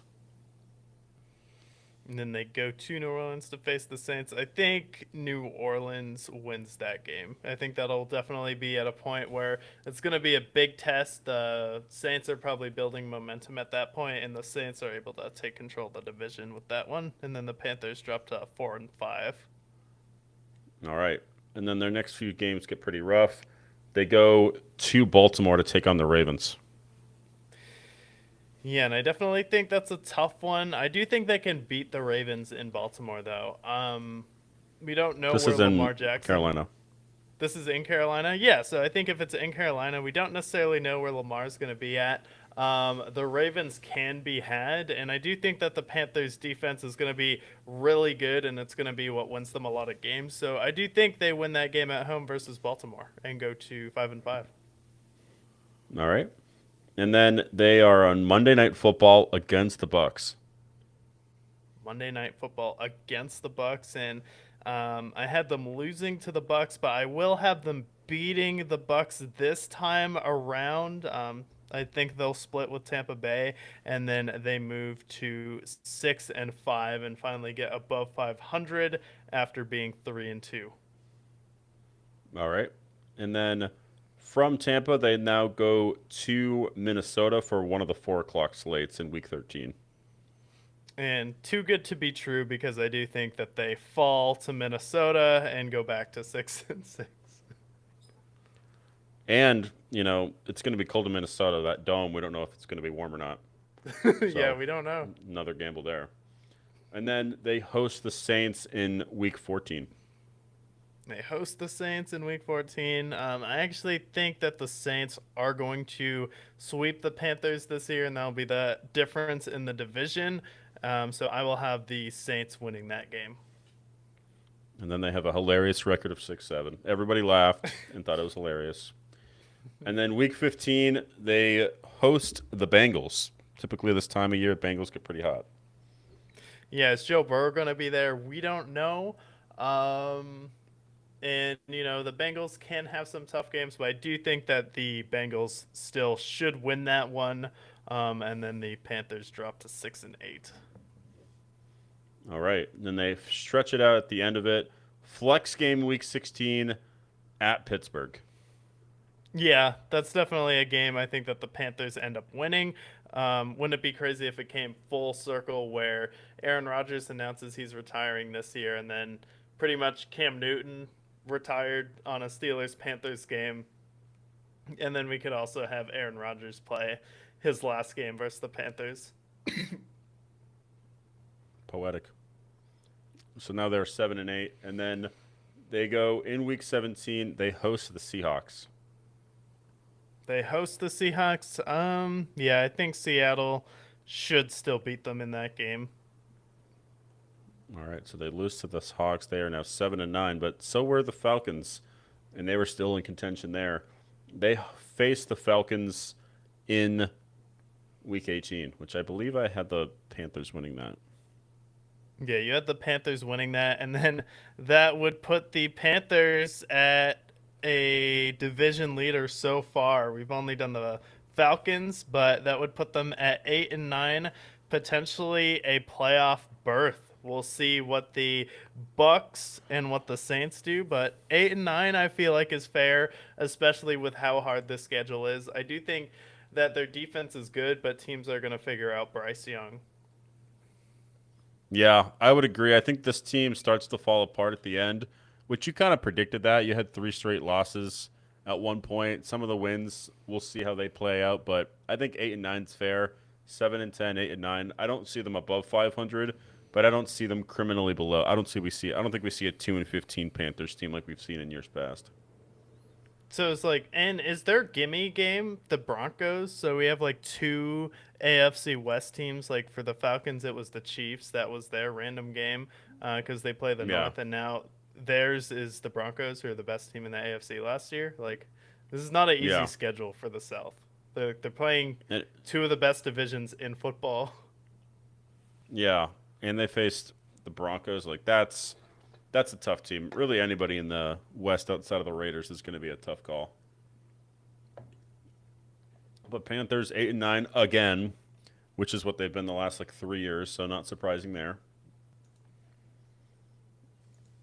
And then what does Vegas have the Panthers at as far as over under for their wins next year? Over under 7.5. And more people are betting on the under than the over. Wow. So we hit just like the .5 over on the Falcons and Panthers without even looking at it. So you're literally right Yeah. on the money with our picks and how we've predicted the season to go for these teams so far. And we didn't look at this before either. No. No, we just kind of went through the schedule and it just has happened to play out the way it has. But I feel like we just kind of have a nose for the NFL, honestly. The Falcons, I feel pretty confidently in my record that I had for them. And then the Panthers, I feel 8-9 is very fair for them. So there's some games that maybe you don't expect them to win, but they pull out. So I think it's played out well so far. And then that would bring us to the Saints, who are kind of the dark horse team. We were pretty early on this team to end the season last year. We both looked at this team and thought they were probably going to be the team that made the biggest jump in this division, had a chance to go from worst to first. And they added a ton of offense this year with adding Jordan Tyson to go along with Chris Olave. And then they also landed Travis Etienne to fix the run game, which ranked 28th last year. So definitely needed an upgrade in that position there. And then they also have allegedly a schedule advantage. New Orleans is widely cited as having one of the most favorable schedules in the league, fueling 10-plus win season predictions. So this team definitely went out there, made a lot of big moves, got one of your favorite receivers in the draft this year, and we're pretty high on this team coming out of it. Do you still feel like this team is probably going to win the division? Yeah, 100%. I think Travis Etienne is a great addition there. They still have Alvin Kamara for now, although I do think he could be cut in training camp or traded. But Tyler Shuck last year, 10 touchdowns, 6 picks, QBR of 93. But the way he ended the season last year, being one of the better quarterbacks in the league, we saw him go and have 6 touchdowns and 1 pick the last 4 games of the season. Played out of his mind. Honestly, probably could have got some Rookie of the Year votes. And then Jordan Tyson, I think, is a guy that could get 1,000 yards next year very easily, along with Chris Olave if he can stay healthy. Their offense should be great as long as everyone stays intact. And defensively, there's still some players there with a lot of talent. They got Kool-Aid McKinstry. Chase Young maybe isn't the guy that we thought he would be, but he's been successful for them. And they still have some of those older guys on the roster as well. So I feel very good. If anybody in this division is going to be fun to watch, it's the Saints. Yeah, no, I definitely think so. And the thing that makes it interesting is you get Travis Etienne. It's the style of running that he plays, where Tyler Shuck is someone who can get outside the pocket and run. He's a mobile quarterback. And then you pair him with Travis Etienne, who's one of the best catching backs out of the backfield in the league this year. So I definitely think the Saints offense is going to be much better. You're adding a top running back to a team that was, again, 28th in the league. So pretty much at the bottom, and then you're probably adding another 1,200 yards of offense in Jordan Tyson. So let's see if the schedule is as easy as they say, and it doesn't look like it to start because their first game is in Detroit to face the Lions. I think that's a bad team to start out the season with. And Tyler Shuck has a lot of expectations going into the season. They have a lot of rookies or a lot of second-year players. I think the Lions come out, punch them in the mouth to start week 1. And you start week 1 on the road, and you go on the road again in week 2, and you go to Baltimore. Not a good start for them, honestly. I think the first 2 weeks are going to be rough for them. I think a lot of people are going to say, are the Saints fraudulent? But I think the first 2 weeks were just tough. 2 tough defensive teams, so I like them falling to the Ravens there. All right, so now they are 0-2, but they have their first home game of the season, and it's versus the it's versus the Las Vegas Raiders. And this is where I think they come back to earth. I'm not super optimistic on Fernando Mendoza. Raiders are very far away from being competitive, so well, we see the Saints get their first win. All right, and then they have this is the first of a three-game homestand actually, and the next game in that homestand is the Atlanta Falcons. This is a And I had picked primetime them, game. and I had them winning. I think this is kind of the coming out party for the Saints. Big game for Tyler Shuck, big game for Jordan Tyson. So this is where things start to even out for them. All right, and then after the Falcons, they play the Minnesota Vikings. This is a 1 o'clock game, coming off that big win. Yeah, and I think a lot of the time this is still a very young team. We see teams often have their big win and then come back a little bit flat the next week. We see this all the time. So even though this is a game they probably should win and maybe still do win, I'm actually going to pick the Vikings to beat them. And it's October, early Kyler Murray trying to prove it. I think we'll see the Vikings get the win over them. All right, and then not an easy schedule after this because then they have to go to East Rutherford, New Jersey, and take on the Giants with potentially one of the best pass rushes in NFL history. Yeah, that pass rush is disgusting in New York. And I think they're going to end up splitting these two games, Minnesota and New York. So I think if they beat the Vikings, they'll lose to the Giants. But in this case, I had them losing to the Vikings, so I'm going to have them beating the Giants in Week 6. All right, and then they have another three-game homestand, and this one's a little bit easier. To start it, they have the Pittsburgh Steelers. Looks like it's overseas though. This is in Paris, and Tyler Shuck, he knows who's in Paris. Jordan Tyson certainly knows who's in Paris. The Steelers are in Paris. The Saints are in Paris. These international games are weird, and I feel like the inferior team typically wins. Technically, the Saints are the inferior team, so I'm going to have them beating the Saints, or beating the Steelers, I mean, in All Paris. right, and then after that, they host the Cleveland Browns in the Superdome. Am I ever going to pick the Browns to win a game in a regular season game? I'm not.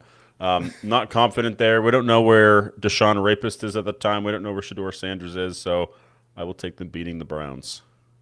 All right, so now they have a winning record for the first time of the season, and they move to 5-4. People are looking at them as a real threat in the South. And the very next week, they host the Carolina Panthers. Yep, and you had them sweeping them, and I agree. I think they beat the Panthers both times, so I will take them beating the Panthers. All right, and now they move to 6-4, feeling a little bit good about themselves, and then they have a 1 o'clock game versus the Chicago Bears, and wow, this will be a fun matchup. Yeah, great matchup there. I'm very high on Chicago this year. I think this is the team that could make it out of the NFC potentially. I will take Chicago and Caleb Williams to take down the Saints and kind of bum them down after their winning streak that they just had. All right, and then after that, they go to Cincinnati to face the Bengals in November. And the Bengals are usually red hot in November. I can look up Joe Burrow's record, but I know it's very good. So I'm going to take the Bengals to beat them, and I'm assuming this Bengals team is riding off a 3 or 4 game winning streak at that time. And then it doesn't get any easier because then they go back home to face the Packers before they go on the road again for 2 more weeks. Yeah, and I think the Green Bay Packers, this is the kind of the last of their tough games. Jordan Love, Micah Parsons, I just think the Packers are just more talented overall, so I will give the Packers the edge there. And then the Panthers and the Saints both have a 6-7 record at this point. Everybody laughs because it's funny. Everybody laughs and mhm. Everybody laughs and cries and thinks it's hilarious because 6-7 number's funny. But luckily for them, they are beating the Panthers because they're going to sweep the Panthers this year, as predicted in the Panthers' schedule as well. So they moved from 6-7 to 7-7 to break the 6-7 divisional tie at the top of the NFC South. And then after that, in another huge game, they go to Tampa to face the Buccaneers. And with the Buccaneers, did you have them splitting with them? We haven't done them I yet. forgot how you had them. We haven't even done the Bucks. I think they're going to end up splitting with the Bucks here. So believe it or not, I think later in the season, when like I said, this is the first time I believe they're facing each other. I will take them losing to Tampa Bay now. Later on, we'll see if that comes back. All right, so now they are 7-8. But good news, you go home and you get to host the Cardinals, potentially with Jacoby Brissett and his new $203 million contract that he's looking for. That he's not going to get. Wish him the best of luck. I know that the asphalt in the air in Arizona can drive a man mad, believe me. But yeah, they beat the Cardinals handedly. All right, so now they are back to 500. They are 8-8, and then they go to Atlanta the very next week. And I had them splitting with them. Kind of regret doing that now, but I will have them losing to the Falcons because that's what I had said.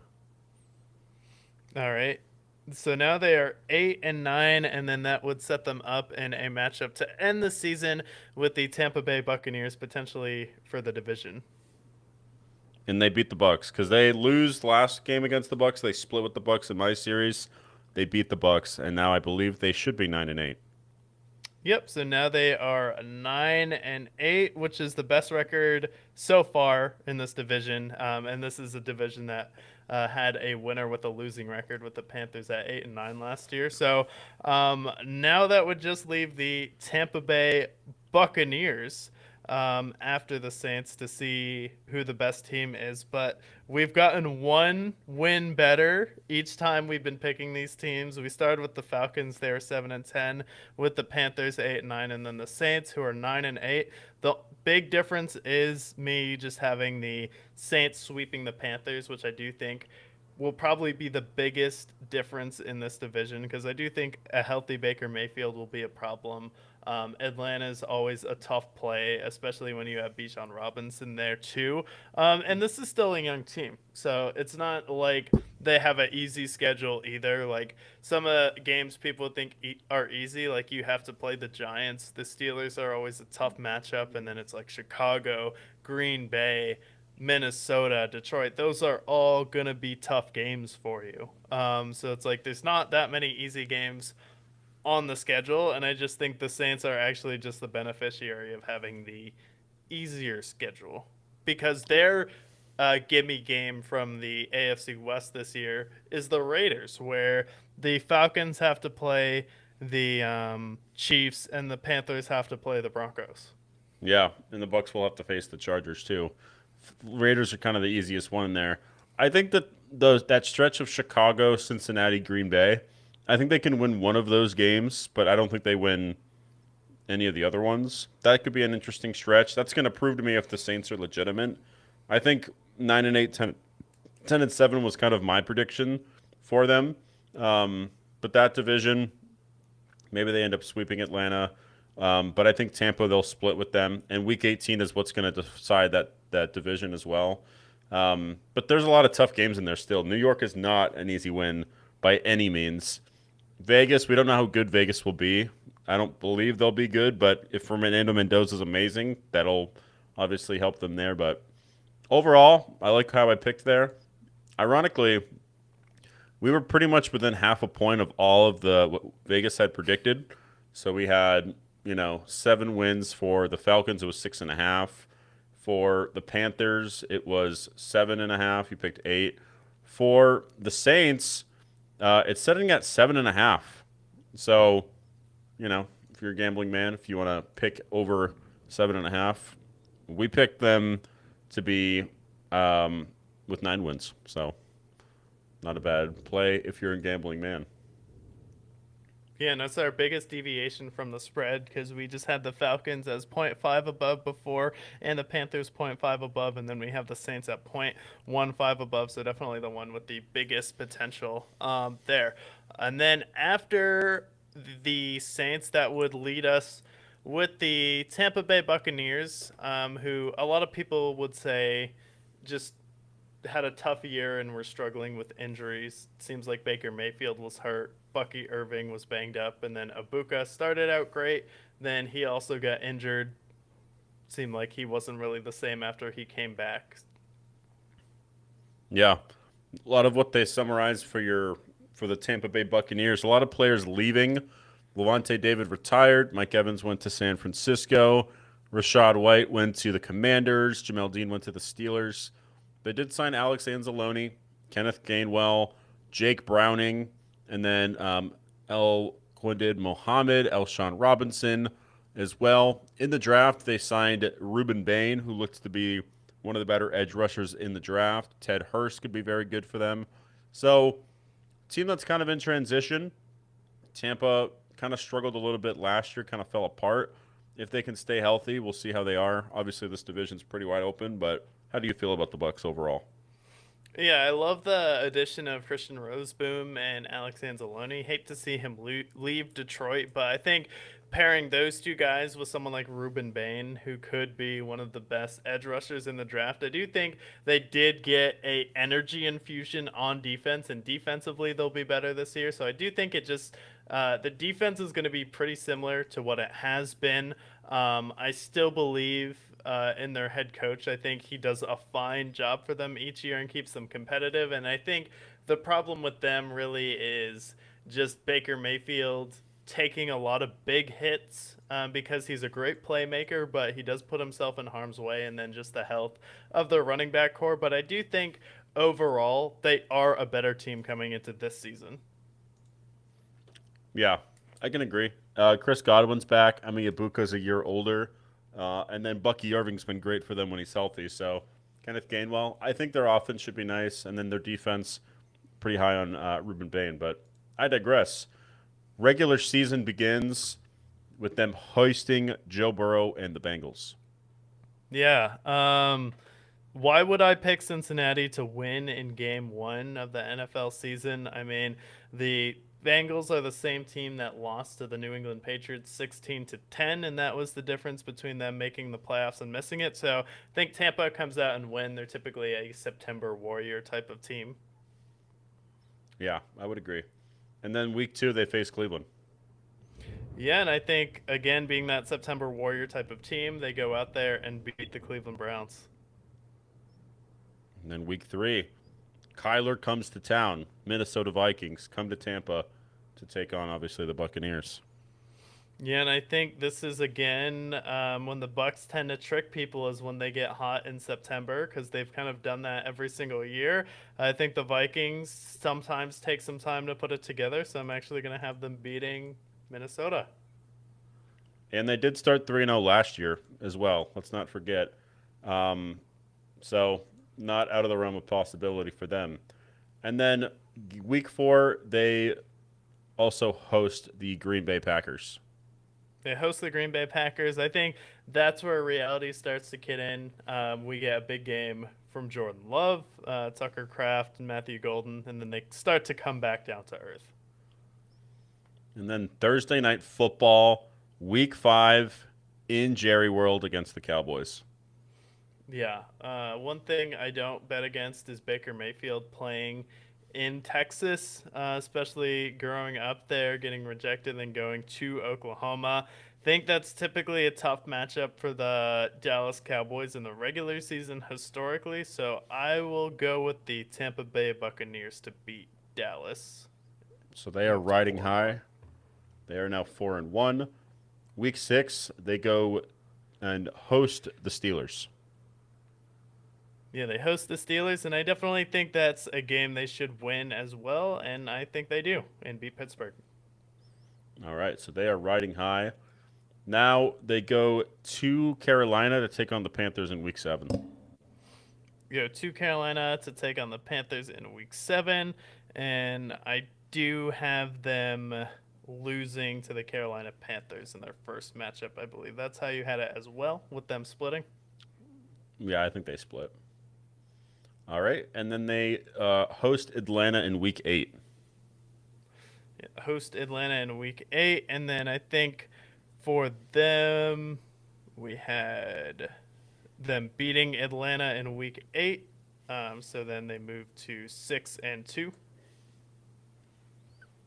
Yep. And then last game before the bye, they have Sunday Night Football against Caleb Williams and the Bears. Yeah, and I do think that the Bears win that one on Sunday Night Football. All right. And then Week 10, they get a rest, but then they go to Detroit in Week 11 to take on the Lions. Yeah, and I do think the Lions are going to be a little bit more like themselves this year, and I think Detroit will beat them. All right. So they have started to collapse a little bit. Started off winning 5 of the first 6, and now they have lost for 3 of the last 4. They go to they host Carolina in Week 12 for Monday Night Football. Think they split with Carolina, so I would have them losing to the Panthers in that one. Yeah, you had them winning in Week 7. So now it's looking rough there. They've lost 3 straight games, and then they host the Los Angeles Chargers and Justin Herbert. And I do think, say what you will about the Chargers, that the Chargers are going to be a really good team defensively. I think it's going to be tough for Baker Mayfield. And I think offensively they're a little bit better this year. So I think that the Chargers are the team that shoves them back down to 500. Damn. So 4 straight losses, 5 of the last 6, kind of similar to what we saw last year, honestly. Now, after the Chargers, they have to go to Baltimore to take on Lamar and the Ravens. Yeah, I think the Ravens are also fighting for their top of the division with the Cincinnati Bengals. If health is still a thing for Joe Burrow and Aaron Rodgers, so I think that the Ravens win that game, especially in Baltimore in the cold. And then the Bucks also have, to complete the full circle, totally by accident, they are now 6-7. And everybody laughs and points at the schedule and says, "That's hilarious." So they started off 5-1, and now they are 6-7. Stop laughing. It tracks. It's not a joke For this team. Yeah, it does. And then they go and host the Saints Week 15. Yeah, then week 15, what did I have for the Saints? I believe that was when they're 7-8. And then I had the Saints winning that next one, so they would drop to 6-8. They dropped. Yep, that's right.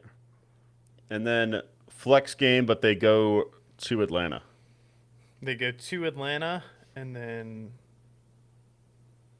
I would have.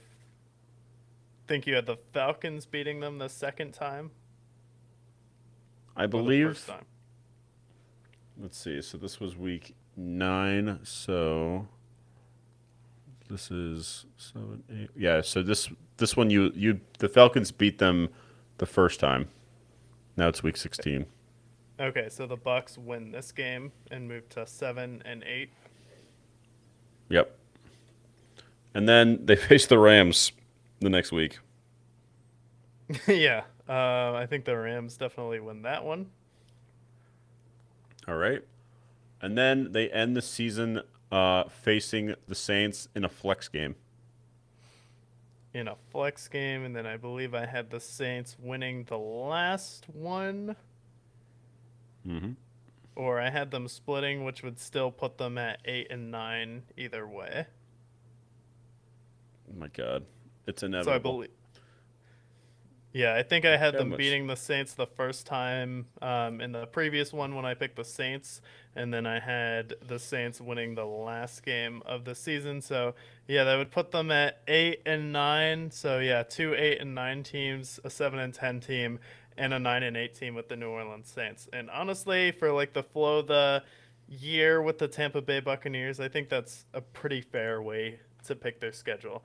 I think there are some wins that they could have in there. It just depends on how impactful Ruben Bain is going to be, and is Alex Anzalone, does he still have some good football in him, or is he just signing this last contract to kind of retire in Miami too?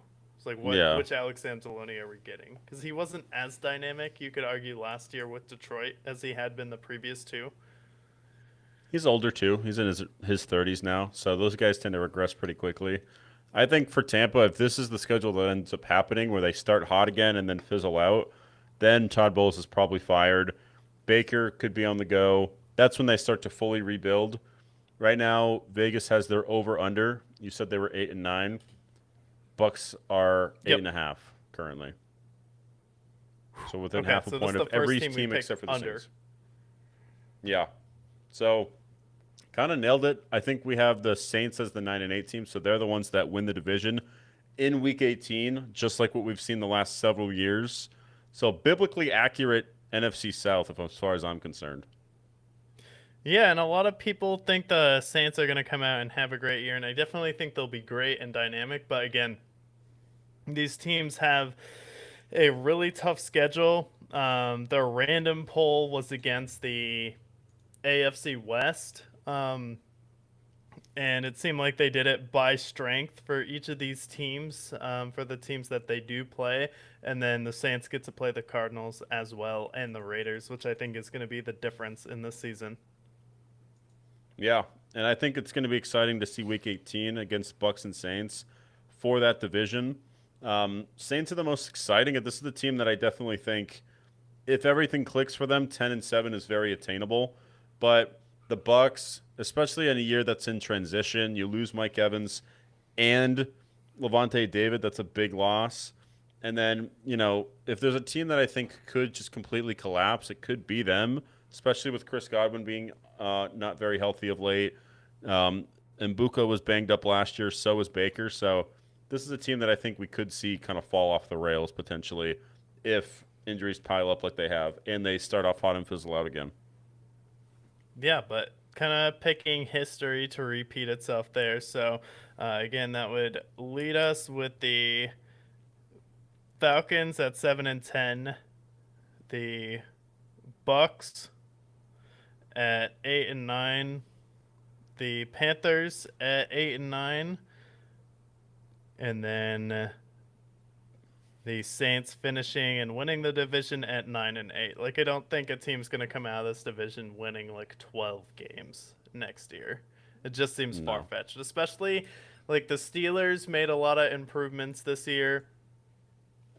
The Ravens are always tough, and then we'll see where the Bengals are at. But like, you get Cleveland, but even Cleveland can be tough sometimes.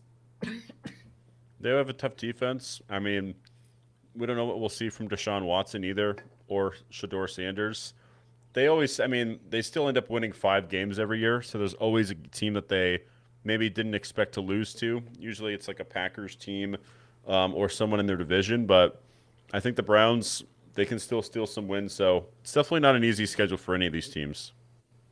Yeah, and that's what we saw when we previewed the schedule. We went through in a previous episode and went through every single team's games. We didn't pick them, but we just went through and we're like comparing it to the strength of schedule. We didn't really think any of these teams had a shot to have a winning record. Yeah, that's why that Saints pick is a gamble because this is also a very young team. You also have Kellen Moore, who is in year 2 of a head coaching position, where last year expectations were really low. But this Saints team now, there's actually buzz. They have Jordan Tyson. They might have their quarterback. And we've seen fluky things before. Maybe Tyler Shuck isn't the guy that we think he may be. It's very possible. Maybe he's a rookie sensation that doesn't pan out. Hope not. I like Tyler Shuck a lot, and I think he is better. But we've seen crazier things before in the NFL. So NFC South will sure be interesting, just like every other division in the NFL. Yeah, but that is the South. Let us know how you have all of these teams finishing. What do you think we got wrong? Do you think we got anything right? And then what are your thoughts also on Vegas's over under? Are you going to do a parlay on this division with over unders? Let us know where you guys are at, but definitely think it will be a fun division. But that is the NFC South. Next week we'll be back probably with the AFC South. We might as well just stay in there because I feel like this was a safe division to start because I don't think like really too much is going to change with any of these teams before the season starts. Yeah, I would agree. I mean, the Saints, I'm still going to feel the same way no matter who they sign, who's still available. The Tyreek Hills of the world, that could change anything, but I feel the most confident. I don't think this is going to be pretty legit. But that is the NFL. We will be covering all the different divisions, so make sure to tune in each episode. But we've talked about the NBA, we've talked about the NFL. We're all caught up now on all things the NFL and NBA. But outside of this, we also consume other media. What have you been watching of late over the last week? Yeah, so I know you had been talking about watching the end of The Boys. So we had like two different topics we both want to talk about. So figured we would just talk about the ending of season 5 of The Boys. And I saw how the show ended, and it kind of validated all of my fears with the show, which was we had 5 seasons of buildup seemingly for nothing, where it's kind of interesting in season one. Season one was popular when superheroes were a huge thing, so it seemed like just another superhero show. And then after season two, the show really became a meme. So I felt like when they added Jensen Ackles in season three, that's when the show hit its peak popularity. And then after that, they went into season four kind of with the most popularity that they've ever had. Everyone is talking about the show. Everyone's making Homelander memes. And then we go into season four, and then it seemed like the writing just didn't have a direction. We had all of these side storylines with Frenchie that never come to fruition with him and Kamika. And then you just have a lot of filler in season four. And to fill up that time, they're like, we're just going to try and be as edgy and gross as possible. So let's go ahead and then just grape Huey every other episode. Isn't it funny? So it seemed like season four, it just kind of went to, you had like a little bit of a charm to it. It lost its charm, and it kind of just became grotesque for the sake of being grotesque, but it didn't really have a purpose. Where I felt like season one, season two, season three kind of had a point to it.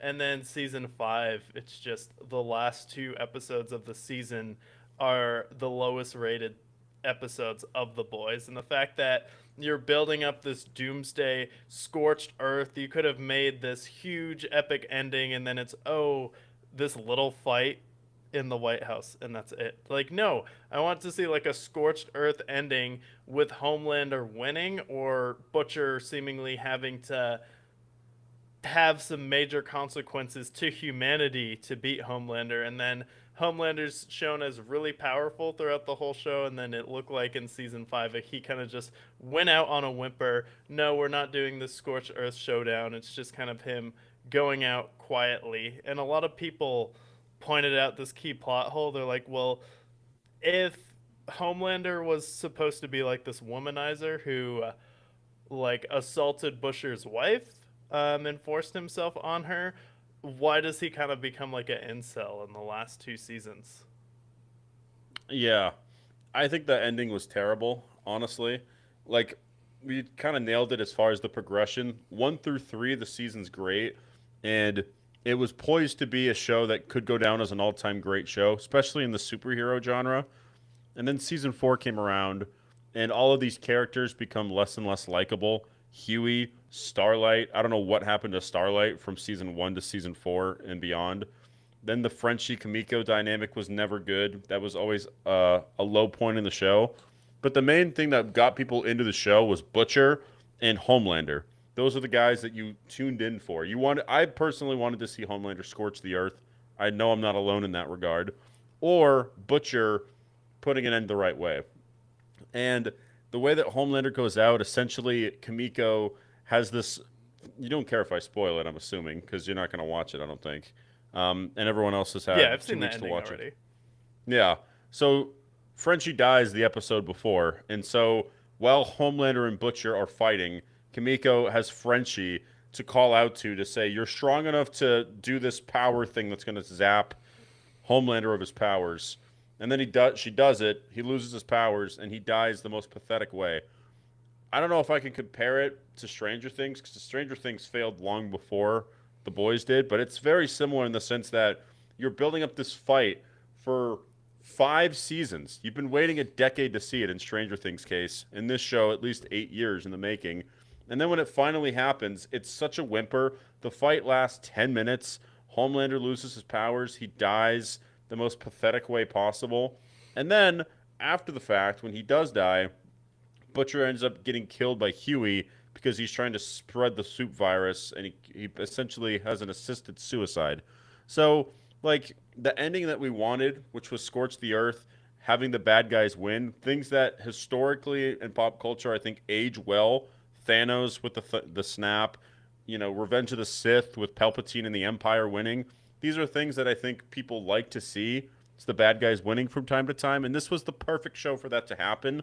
But the show unfortunately becomes too political, too edgy. They try to go the Deadpool arc, and the jokes don't land. It feels really corny at the end, and by the end of it, I'm like, this show is just mid. It's killed all the things what it could have been as an all-time great show. Kills Homelander as an all-time great villain potentially. They really dropped the ball in the finale.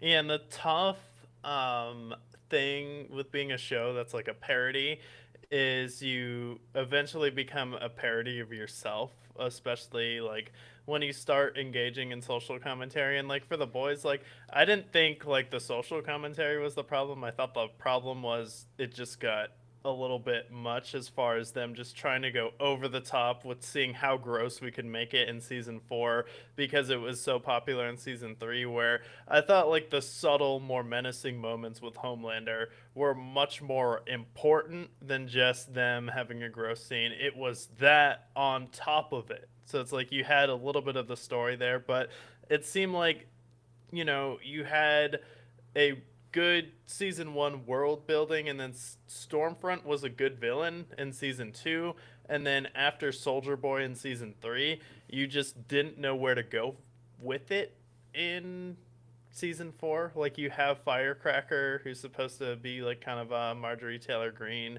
parody in like season 4, and it's okay. It's just nothing was going anywhere, and the fact that you had 2 seasons pretty much of filler at the end of it with no purpose, where it's not that Homelander died, it's just I thought there should have been some consequences to them killing him instead of just killing him in 10 minutes with basically the power of friendship is what they were going with at the end there.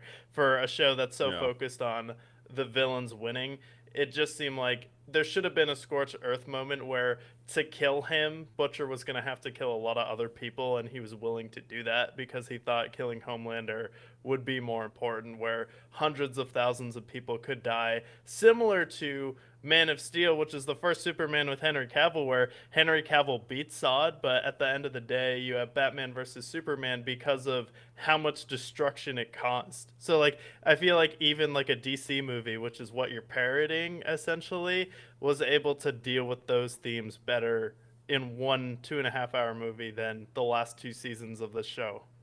Yeah, agreed. Yeah, I just think for a show that they have Homelander take this virus, he ends up becoming immortal for a brief time. They go into sort of the biblical parts of him becoming a god to some extent. And then all for naught. You tease him, he goes a little bit more crazy and crazy all throughout season 5. All for nothing. It's like you build up this anticipation, you jerk us off, and then you don't even let us bust, ultimately. It was a bad way for the show. I talked about the dialogue getting much worse from seasons 4 and 5, aiming more towards gross out humor and corny jokes, Marvel esque energy at the end of it. Just corny. Didn't like it. And then all of the characters that I liked to start the show, I ended up hating at the end. Butcher, his accent really got annoying after season 4. Huey and Starlight's relationship made you want to vomit. Kamiko and Frenchie, that was a gross dynamic as well. MM, a character that just slowly got worse and worse with time. And then all of the other villains. They turned the Deep essentially into like a Paul brother, Andrew Tate level character that the parody was so severe that you knew exactly who they were parodying. Which on the opposite end, back in seasons 1 through 3, they were parodying them, but they did it so well that it was almost more of a like a funnier version of it. But they didn't really do that in seasons 4 through 5. It just was over the top. You knew exactly who they were targeting, and it was just no longer funny anymore. Yeah, and it's like, how many times can you tell the same joke again? Because, like, when you don't really have a direction or know how to execute the story, it almost seemed like they had 3 seasons planned and they didn't realize that season 3 was going to be so popular. Because I feel like most people didn't find it until after season 2, and then it started becoming meme, where there was a lot of superhero content coming out when it was out during season 1, where I feel like season 3 came out during a content drought where it was shortly after COVID, so people were looking for something actually good to watch. So there wasn't really anything else on. Where now I'm like, there's just so much going on right now. Like the NBA playoffs, there's so many other good shows on TV that it's not worth setting a time aside to watch another 2 seasons of The Boys. There's nothing worse than when you watch a show into its entirety and the finale sucks. I really didn't expect this season to be good, and I was still disappointed. Maybe less disappointed than Stranger Things, but the same thing with Stranger Things. I had watched it through the entire series, even though that plot point is a complete mess. And by the time it ended, it was just this big climax for a fight that took 10 minutes to kill the main killer. For somebody that they had built up the last 2 seasons, Homelander the last 5 seasons, for it to end on a whimper, the last 2 shows that I've watched to its entirety have panned out with two of some of the worst finales in TV history. Yeah, and like even Game of Thrones can execute, but the difference with a show like this and Game of Thrones is Game of Thrones it took until like season 7 for them to falter. Yeah. They went on 8 seasons where they essentially have a consistent through line for 6 seasons that are all some of the best in TV. Breaking Bad knew exactly what it needed to be and do, and you see the characters slowly build up where they do all the good character work in the beginning of season 3, and then the show just seemingly just lost its identity, and they almost just took themselves too seriously, which just made it not as funny. And it's like, I don't mind the Yeah. parody or like the commentary they're doing. It's just like you have to make it interesting if you're gonna do that. Yeah. I agree. But they failed. And now Homelander, who was known as a historic villain, I think the way it ended, I don't know if it's going to stay that way. But I'd like to know what Anthony Starr ends up doing next, as far as acting. So he's a great actor there. Outside of the finale, I did also watch The Founder, which is the talking about Ray Kroc and how he basically stole McDonald's from the McDonald's family. Um, I watched it, and like throughout the entire movie, it's Michael Keaton, who's a great actor, obviously. Um, he meets them. He's like, "This is a damn good hamburger. You guys should franchise." And they're like, "Nah, I don't really want to." He's like, I'm gonna franchise you guys." So then they grow, and they grow really quickly, and they go, yeah, I think we're growing too fast. I think we should slow down. He's like, "Oh, I'm gonna keep growing." And then eventually, they're like, "Oh, we kind of want our shakes to just be with ice cream." He's like, "Oh, no, we're gonna do it with powder. It's cheaper." So all along the way, he's just rejecting what they want, and then at the end, he's like, I'm really rich now because I bought all this real estate and essentially own McDonald's more than you do. So I'm gonna buy you out. How about $1 million?" Which at the time is not that much money still. And I'm not gonna give you any royalties either. So basically, it just talks about how much of a piece of shit Ray Kroc was and how he stole McDonald's from these guys and essentially just stole their company from them. But the next day, I got McDonald's and it was delicious. I'm like, oh, he did the right thing.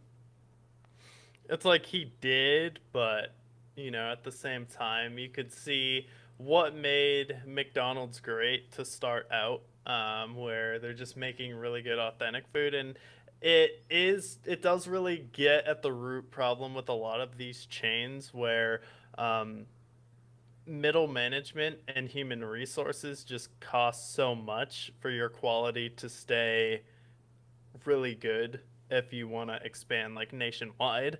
Like a place like P. Terry's is still really cheap, where two people can go there and it's still under $16. But McDonald's, like two people could go there now, and you might be looking at $20 if you go there with your family. You could still be spending almost $70 at McDonald's for dinner, which is still cheaper than a lot of other places if you go out to dinner, but it still kind of defeats the purpose of fast food. So you see like the pros of McDonald's where it's everywhere.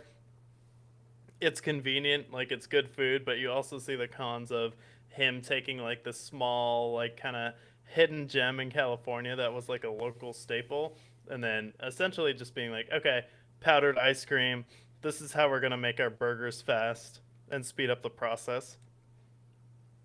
Yeah. I mean, franchising the way they did kind of revolutionized America, if you think about it, with how fast food has become so generational.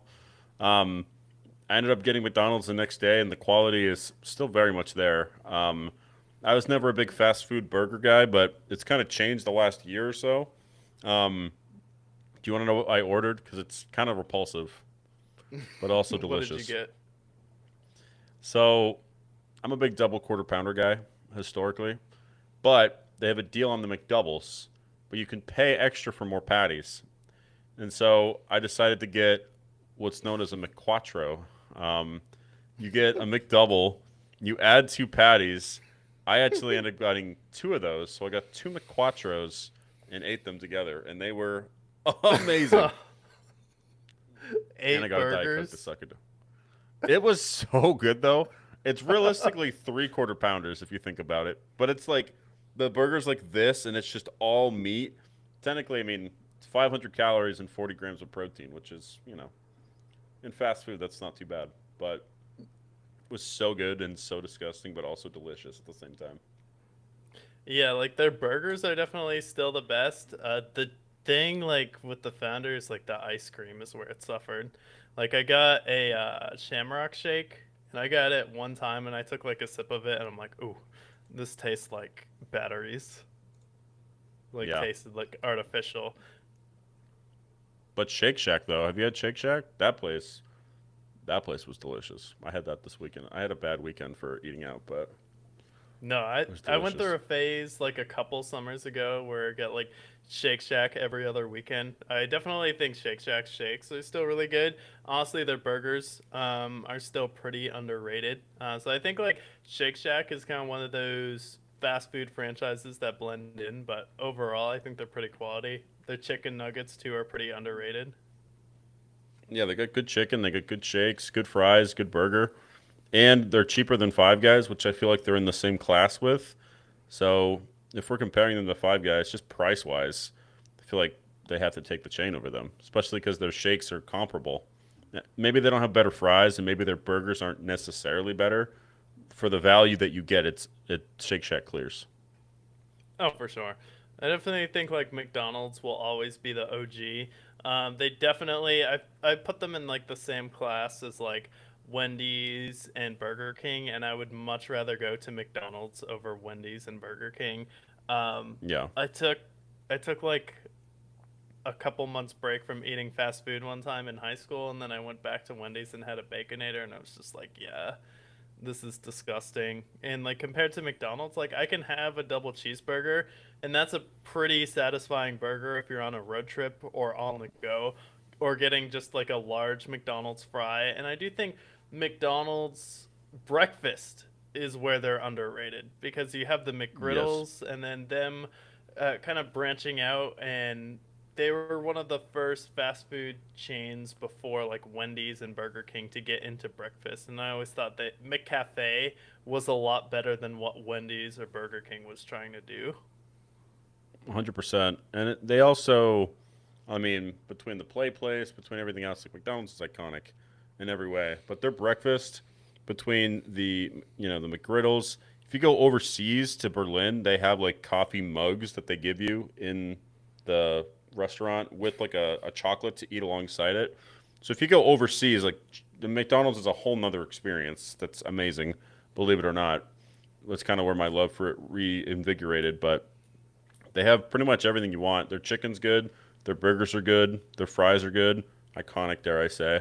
Their shakes, maybe not as great, but everything else is good. So McDonald's does well there.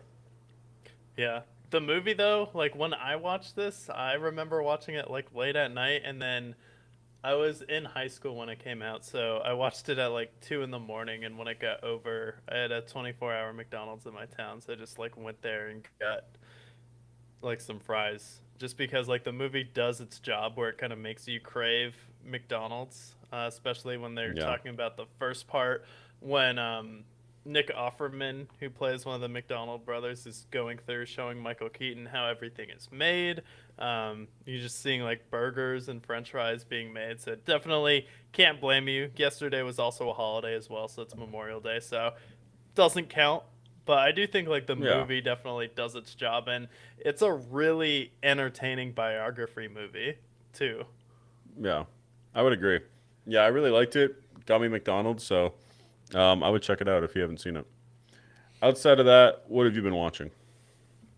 Yeah, outside of that, I've been continuing on with Tulsa King. So I just Okay. finished the second season of Tulsa King, and this show is still honestly a pretty entertaining watch. Um, it does seem like it loses a little bit of the allure from the first season.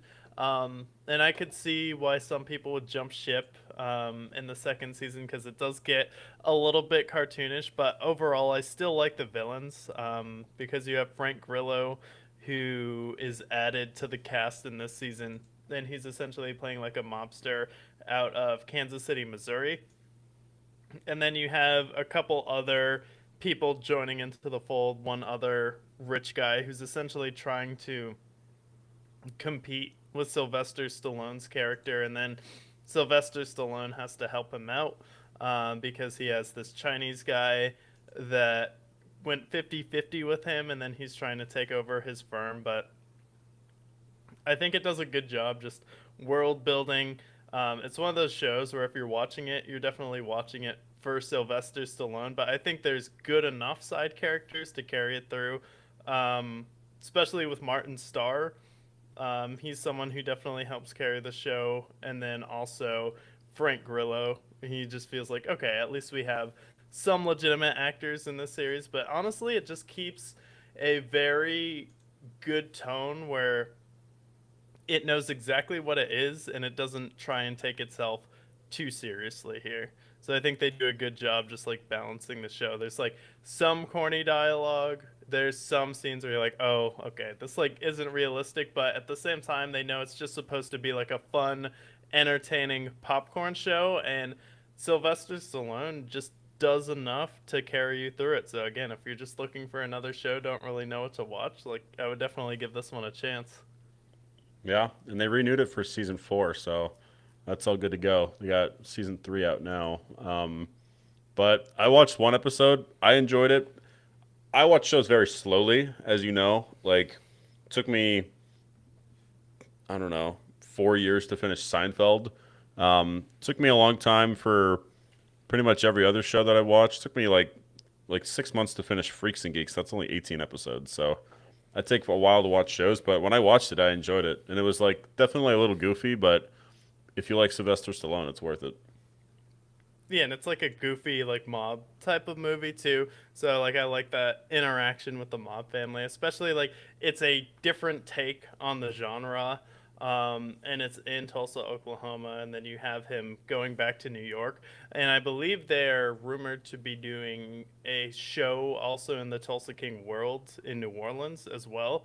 Originally, they were thinking of Frisco. I think they were thinking of Frisco, Texas, but they might make a like a different show based in this universe in New Orleans too. That could be fun. Yeah, that'll be fun. But we covered NBA, latest in the NBA, Thunder, Spurs, Knicks advancing to the finals. We covered the NFC South. We predicted it down to a half point on how Vegas expects that there. So definitely check that out. The Founder, we cover that. The Boys finale, Tulsa King. Make sure you check in with us next week as we cover the AFC South and all things NFL and NBA. We should know the NBA Finals matchup by then, so definitely tune in. But we'll be back next week. Most importantly of all, stay brick. Stay brick.